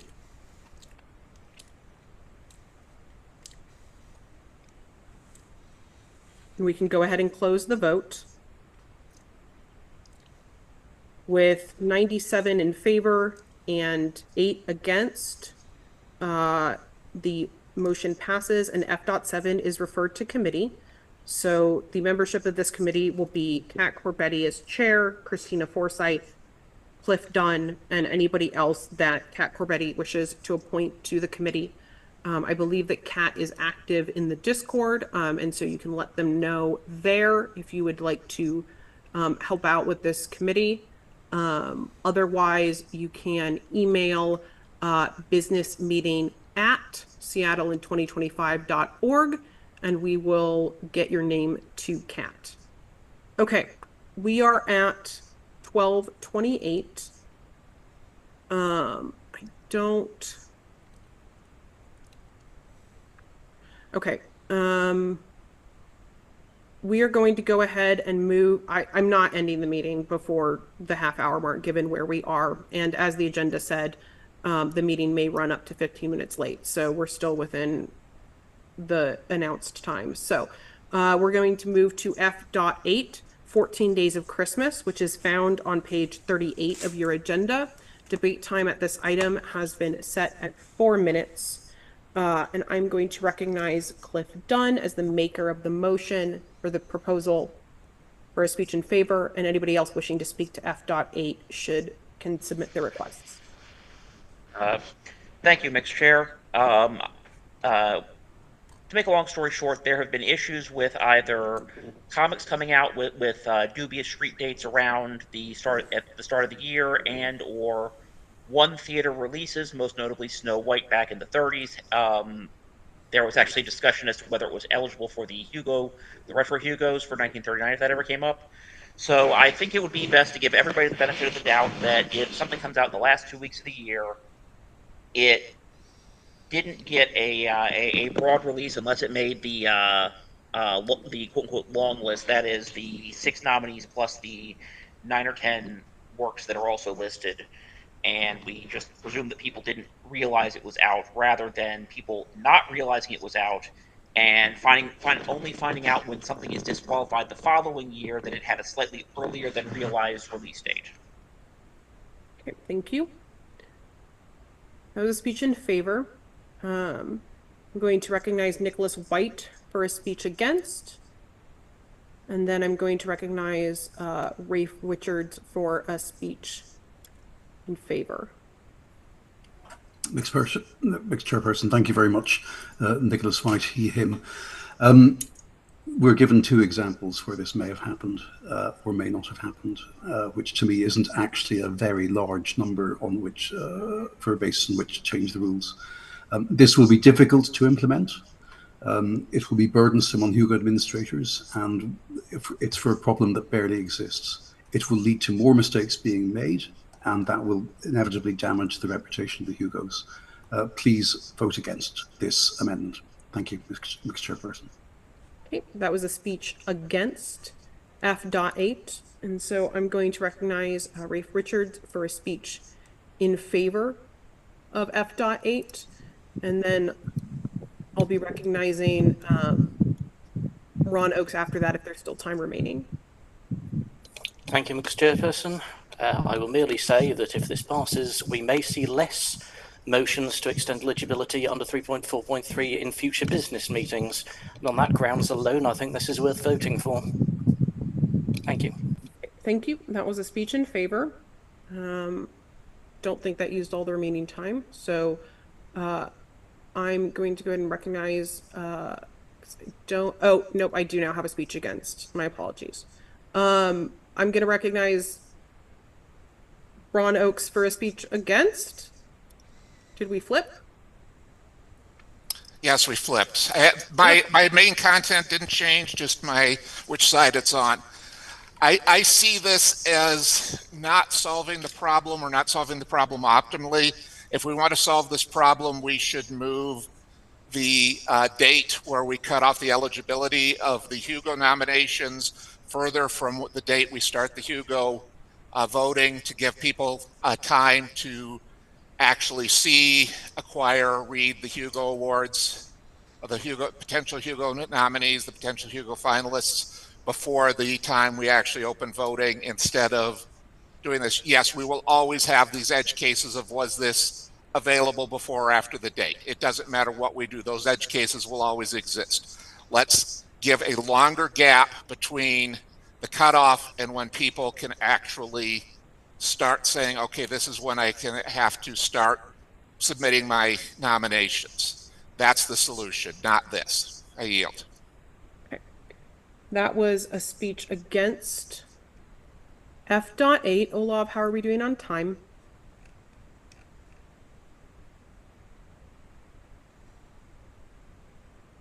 Olaf, you're muted if you're trying to talk. We are out of time for speeches against, and we have 50, that's 50 seconds for speeches in favor. Okay. I'm going to recognize Linda Robinette for a speech in favor.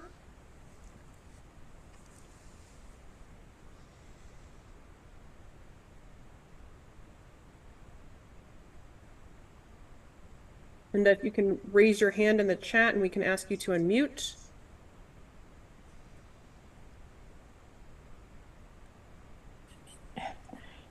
Can you hear me? I really, Yep. I can do hear not you. see the normal thing where I raise my hand in Zoom, We so I can don't hear know you. where it is. Okay, then I'll just talk without video. It doesn't really matter. I would have loved to have voted for God Still a Zero, or whatever the name it was. These things come out at the last week of the year. They play on 2 theaters. No one can see them. I think we should allow a little bit more scotch room. People are trying to put their works out so it qualifies for the Academy Awards. I'm speaking specifically of movies. That's where I see the main problems, not so much in books. I don't read comics. I can see them doing the same thing in comics, though. Let's get this thing out right at Christmas time. So I agree with this amendment. Okay, thank you. We are out of time. Okay, so we are out of time on F.8. We have nobody else wishing to speak in favor, 3 folks wishing to speak against. There has been a motion to postpone indefinitely submitted, but time has elapsed. I will also remind the body that our rules automatically assign 4 minutes of debate time to postpone indefinitely, and that postpone indefinitely requires a 2/3 vote to pass. So for proposals that already have 4 minutes or fewer of debate time, postpone indefinitely would not save us any time. Okay. So seeing that, okay, so like I said, we still have a few folks wishing to speak against and no other items, but debate time has expired, so we will go ahead and move to a vote on the adoption of F.8. And so we can open the vote on the adoption of F.8.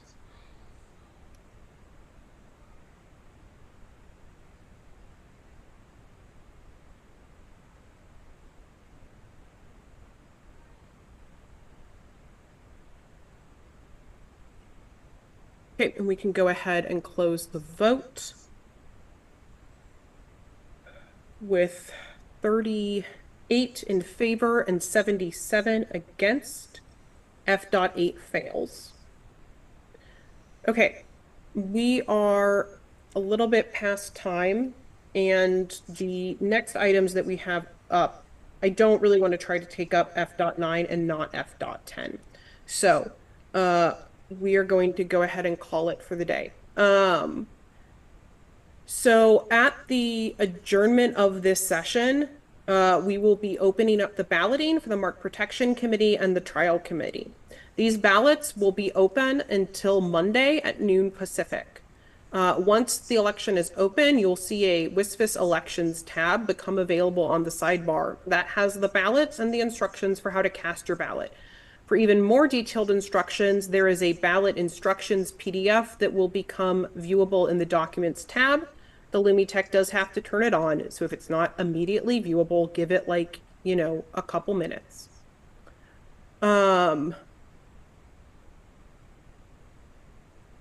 We are going to go ahead and leave the Zoom open for about 15 minutes after adjournment in case folks have questions about the balloting process that would be more helpful to answer verbally. So you can go ahead and use the request to speak function if you have questions. You can submit it as whatever category you want. And we also, as always, have the help desk channel and stuff in the Discord. Okay, so with that, we are in recess, or sorry, we are adjourned until the next meeting on the 25th, where we will take up the report back from F.6, and then, and it wasn't whichever one it was, I think it was F.6, the thing that got referred, F.7, and then move forward with the rest of our Fs. And so we are adjourned until that time, and the LumiTech will go ahead and work on getting the ballots open. Thank you.